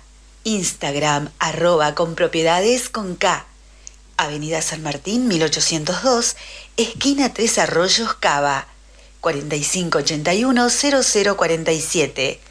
Mail info @conpropiedades.com.ar. Desde 1938, seguridad en sus operaciones inmobiliarias. Y ahora el pueblo que se alza en la lucha con voz de gigante, gritando adelante, el pueblo unido. Con este espíritu potente que nos dejó Luciano, qué lindo mensaje. Seguimos analizando la realidad con expectativas de patria soberana, ¿no es cierto? Aquí con Susi Santiago, Ismael Duarte, Oscar Enrique Pacio, se fue recién Luciano Orellano. Y tenemos un audio que también apunta a ver cuál es la situación. ¿Por qué, dice el audio, Rosario es el centro de la violencia narco? ¿Por qué? Por favor, Dayana. Rosario está asolada por la violencia de las bandas narcos. La situación es muy grave, y el dolor es enorme para las familias de los trabajadores que han sido víctimas de esta escalada de violencia que es necesario frenar cuanto antes. Nada de lo que sucede en Rosario se puede explicar al margen de un fenómeno único a nivel mundial. En tan solo 70 kilómetros y a la vera del río Paraná, se ha conformado el complejo agroexportador más grande del mundo, con más de 21 terminales portuarias, 16 de las cuales están en manos extranjeras. Por allí circula el 80% de las exportaciones de Argentina, un volumen enorme de dinero que se estima este año alcanzará una cifra récord de 35.000 millones de dólares. La pérdida total de soberanía de Argentina respecto de su comercio exterior y el sistemático debilitamiento de los mecanismos de control por parte del Estado han convertido los puertos en escenarios propicios para el tráfico de estupefacientes y el lavado de activos. Es sabido que en Argentina una parte importante de las cosechas se comercializan en negro para evitar el pago de impuestos. Para ello, las agroexportadoras han generado múltiples mecanismos de evasión, triangulación y subfacturación, generando una masa gigantesca de dinero en negro, que termina luego ingresando a los circuitos del lavado de dinero a través de financieras ubicadas en el centro de Rosario. Ningún funcionario del gobierno de Milei, que dice estar preocupado por lo que sucede en Rosario, ha propuesto recuperar el control de nuestro comercio exterior, que hoy está casi en su totalidad privatizado y en manos extranjeras. Nadie realmente sabe qué sale y qué entra de nuestros puertos. Lo único que se le exige a las agroexportadoras son autodeclaraciones juradas del volumen que comercializan, sin ningún tipo de control. A ningún funcionario judicial se le ocurrió poner la lupa en las financieras que han florecido en Rosario en el último tiempo, muchas de las cuales tienen representación en la Bolsa de Comercio de Rosario, y son las que han financiado gran parte de los desarrollos inmobiliarios o están detrás de poderosos medios de comunicación. Es decir, la justicia no quiere ir a fondo en la investigación de la ruta del lavado del dinero.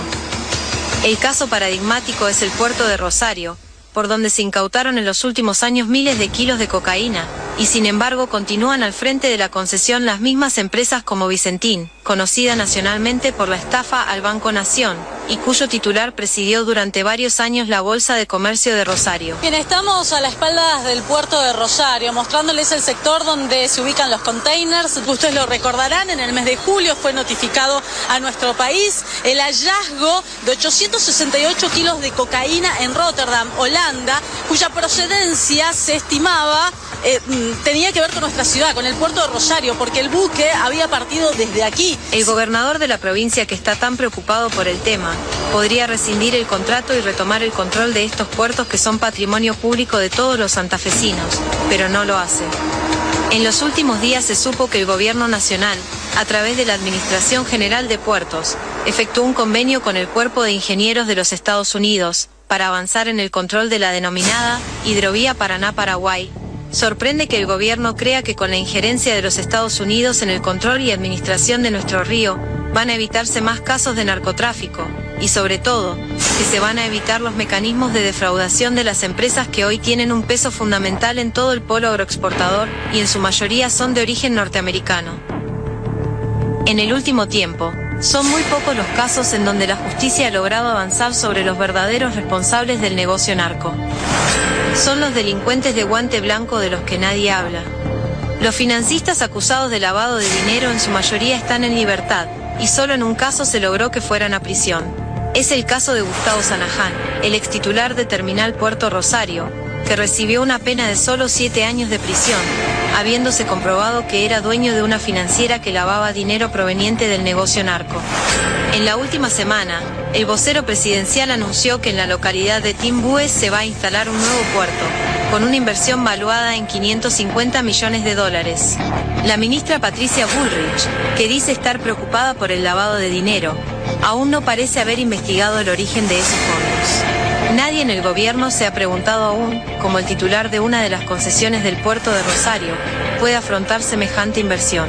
Como si esto fuera poco, se supo que el actual ministro de Justicia de la Nación, Mariano Cuneo Libarona, fue defensor de varios condenados por narcotráfico, fue abogado de Mario Segovia, el rey de la efedrina, fue abogado del exintendente de Paraná, Sergio Barisco, sentenciado a 6 años y medio de prisión por comercialización de estupefacientes.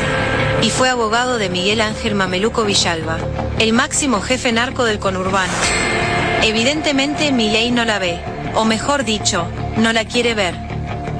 Basta de hipocresía, basta de muertes. Mientras este Estado siga protegiendo los intereses de estos poderosos grupos económicos, mientras siga la Argentina sin recuperar la soberanía sobre las palancas claves de su economía, mientras siga sin investigarse la ruta del lavado del dinero y la narcopolítica, y mientras siga creciendo la pobreza, y nuestros pibes no tengan un futuro que los aleje de las redes de la muerte, solo asistiremos a falsas soluciones.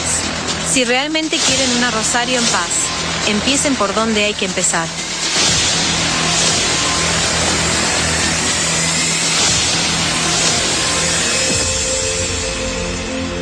Me parece un genial resumen de lo que venimos hablando, ¿no? Hablamos de la geopolítica y a lo que quieren reducirnos. ¿Qué es a esto? A violencia, a una sociedad dominada, una sociedad que busca una salida y todavía no la encuentra, sin líderes que marquen un camino. Y así estamos, peleando desde este humilde lugar, pretendiendo, como decíamos, una patria soberana. Y crece este clamor popular, crece esta iniciativa, y en Córdoba hay novedades al respecto, y en la voz de Rafael Solano vamos a enterarnos de cuál es la convocatoria en Córdoba. Por favor, Dayana. Nace Patria Soberana, lanzamiento en Córdoba. Presentamos Patria Soberana, un movimiento de unidad construido sobre las coincidencias, aglutinando agrupamientos y sueltos del campo popular. Una herramienta política donde confluimos una importante diversidad militante a lo largo y ancho de nuestro país, convencidos de la necesidad de rescatar las mejores tradiciones de la unidad obrera estudiantil, con una Córdoba que debe rescatarse para el proyecto nacional y popular, con la unidad como camino hacia la concreción de una patria libre, justa y soberana, para felicidad de nuestro pueblo. Invitamos a ser parte de esta construcción amplia y plural, que aporte a la defensa de los intereses del pueblo y enfrente las políticas de destrucción de derechos. Te esperamos el jueves 21 de marzo a las 20 horas, en Baigorri 950, Alta Córdoba, en el espacio Tingu o mediante el enlace que pronto compartiremos. Acércate para que construyamos juntos este nuevo espacio. Nace Patria Soberana. ¿Cómo lo ven? Crecemos, se agranda la familia, trabajando despacito, granito a granito. A mí me alegra mucho. Es un proceso de acumulación dentro del campo popular, ¿no? Es decir, tratar de consolidar en una estructura, es decir, muchos sectores dispersos que están en la misma línea como para lograr poder popular. Es decir, es una contribución al movimiento popular. Claro, al espacio del pueblo. Y creceremos en número y creceremos en organización y en capacidad operativa. Y bueno, a ver cuál será el momento en que eso se note y se vea en la calle. ¿No, Facundo? Sí, y pensaba también en aprendizaje, ¿no? En rever los errores y apuntar a los aciertos. ¿A cuáles aciertos apuntarías? Y bueno, hablando de la alimentación, me parece que sería muy bueno pensar en el comercio exterior, ¿no? ¿Qué está pasando y cómo poder empezar a nacionalizar desde el transporte hasta los alimentos? Hasta Vicentín, Chocolatín. Parece primero hay que tomar el poder. Ni siquiera el gobierno, el poder. Y rever también las capacidades, ¿no? Porque muchas veces, yo digo, se habla tanto de la corrupción en los medios de comunicación y en la comunidad en general, en la ciudadanía en general, y no pasa todo por corrupción, también pasa por falta de capacitación, por ineficiencia, porque no son los profesionales los que se unen en toda la lista. Y a veces no le podemos a las fuerzas que se nos oponen, y eso también es aprendizaje. También por eso hay que crecer y aprender. A veces las fuerzas que se oponen son muy fuertes. Hubo un intercambio esta semana interesante entre Duca y el Cadete. Me pareció que tenía un poquito de humor y bastante sagacidad, y lo quiero compartir con ustedes si Dayana es tan amable. Bueno, entonces los tipos que hicieron una carrera política, que son ricos, que tienen el futuro asegurado, o van a la calle a pelear o se van a la casa. Porque esto se termina, este país se termina, está en venta. Está en venta, con el boludo de Kun Agüero vendiendo clubes de fútbol. Está en venta este país. Tiene el cartel de en venta. Ahora, yo no quiero ser una colonia de no sé quién. ¿Te remonta a algún otro momento de la historia argentina o le ves características inéditas a No, porque esto es más rápido y al mismo lugar, lo dijo Macri. ¿Cómo es la próxima? Más rápido, pero para el mismo lugar. Y Vargas Llosa hacía y se pajeaba. Dale, boludo. Tiene razón Milei, no la ven. Se caga Milei, se caga de risa, boludo. Y lo felicito. En su locura lo felicito. ¿Qué le voy a decir? Que no es un tipo piola que llegó a presidente de panelista. Pero ya llegó el panelista presidente, no va a haber otro. Claro. Dejen de ir a la televisión, porque el que tenía que salir de la televisión ya llegó. Claro. No la ven. Claro. No la ven. ¿Viste lo que fue la mesa de Mirta Legrand de la última mediodía? La verdad que no, Duca. ¿No la vieron? No, hay algunos gustos. Con la tipa diciendo, si sos jubilado te tenés que morir, ¿para qué te vamos a dar un crédito? Dale, boludo. Y nadie dice nada. La muestran, en Duro de Domar te lo muestran. Ya la vi. No necesito que me lo muestre Duro de Domar. Hagan algo en vez de mostrármelo. En la cara de Mirta Legrand, que tiene 180 años. Y si sos viejo te tenés que morir. Y Mirta Legrand lo celebraba. Escúchame, ¿y no tenés la capacidad de... ¿De qué? Y de no mirar un rato, de alguna semana tomártela para... No, estoy esperando que alguien diga vamos a pelear. No va a pasar, Duca. No va a pasar, por lo menos en el... Bueno, sepan que están vendidos. Que son mercancías. Sepa el ciudadano argentino y la ciudadana argentina que pasaron a ser mercancía. Están vendidos. Este país está vendido. Como el boludo del Kun Agüero que dijo quiero que el Manchester City venga a comprar de Independiente. Un boludo, pero de un tamaño, bañado en oro el tipo, pero quiere seguir siendo empleado. ¿Entendés? La cabeza. Un desclasado que quiere seguir siendo empleado. Está bañado en oro, ¿entendés? Y dice, ay no, que nos compren los ingleses. Bárbaro, pibe. Bárbaro, ¿querés el esclavo? Como quien pero dice, lo dice cualquier libro de filosofía, Baruch Spinoza. Como quien dice que cometimos un gran error cuando nos defendimos de las invasiones inglesas. Sí. Que hoy seríamos exacto, claro. Australia. Claro, por supuesto. O sea, ¿qué dice Baruch Spinoza? Que el hombre lucha por ser esclavo y no por ser libre. Y es verdad.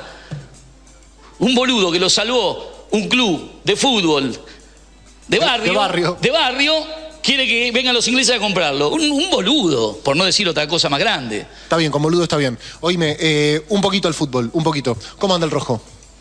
Como el orto. ¿Cómo va a andar? Como el orto. Todo lo que toca Macri lo destruye. ¿Sigue con los dedos marcados Macri o ya sacó los pies del plato de Independiente? Está loco, es de él. Por eso lo va a poner al Kun Agüero, porque si no queda muy expuesto. Entonces, ¿qué significa lo va a poner? El Kun Agüero va a comprar a través del Manchester City, que fue su club de todo su triunfo, a Independiente como sociedad anónima. Hoy oculto, pero... ¿Vos pensás que va a pasar eso? Absolutamente. ¿El Manchester City va a comprar Independiente? Todos los clubes del exterior que quieren lavar guita en la Argentina para llevarse la blanca en jugadores chiquitos, vos ponés plata negra en un club y te llevas un jugador de fútbol blanco. Listo. Estamos hablando de miles y miles de millones de dólares. Está en venta el país. Vaca muerta, Permitime dudar de que el hincha de Independiente permita que pase eso. El hincha Independiente es el primero que lo va a permitir. Votó a Doman. Yo dije, ¿cómo van a votar a Doman, boludo? A Doman no lo voto ni para encargado de mi edificio. Y la gente Independiente lo votó de presidente. A los 2 meses Doman se fue porque hizo el trabajo para Macri. Lo que tenía que hacer. Hizo lo que tenía que hacer. ¿Y para qué quieren plata? Si se van a morir, boludo. Es al revés de lo que dice la canciller. Dale la plata a los viejitos que se van a morir. Ahora, Ducas, esas son cosas que solamente... Pero dale la plata a los viejitos que se van a morir. Anda tu viejito. A mí mi mamá, cuando tenía 87 años, me decía, lo que más me gusta es ir a comer a ese restaurante y ya no puedo ir más porque no lo puedo pagar, porque tengo miedo de que no me alcance la plata si vivo 10 años más. La agarraba y le decía, vamos a comer a ese restaurante que te gusta, viejita. Santilli, ¿qué preferís? ¿Ser espiado, que te espíen toda tu familia? ¿Que después venga Milei y te diga delincuente y vos te parás y lo aplaudís? ¿O tener el poder? No, tener el poder. Entonces está frente a Milei, Santilli, aplaudiéndolo. Pero flaco, te está diciendo delincuente. Tu jefe te espió toda la familia, tus hijos. Dale, boludo, eso gobierna la Argentina. Nos enteramos todos, además. O sea, eso fue lo que nos enteramos. Después andas a ver lo que no sabemos. Hay una pila así de carpetas que tiene Mauri, fumando espero. Un crack, otro crack. Y así, con este intercambio que nos deja pensando, se nos fue el programa, chicos. Un programa que disfruté muchísimo.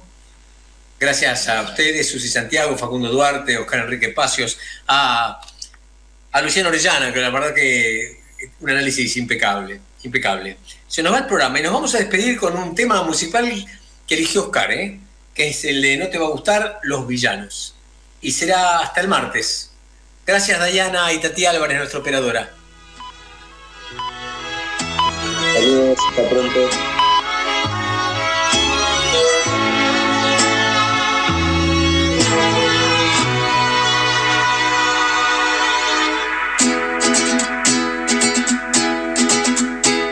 Cuenta la leyenda que en un pueblo de acá cercano vivían preocupados, pero un poco acostumbrados a estar bien.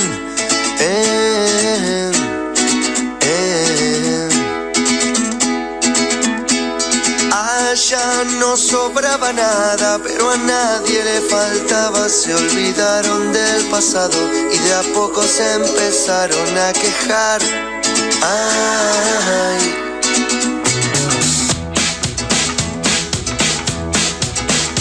Y llegaron los villanos, los feos de los malos que venían del desierto y encontraron todo abierto. Entraron 100,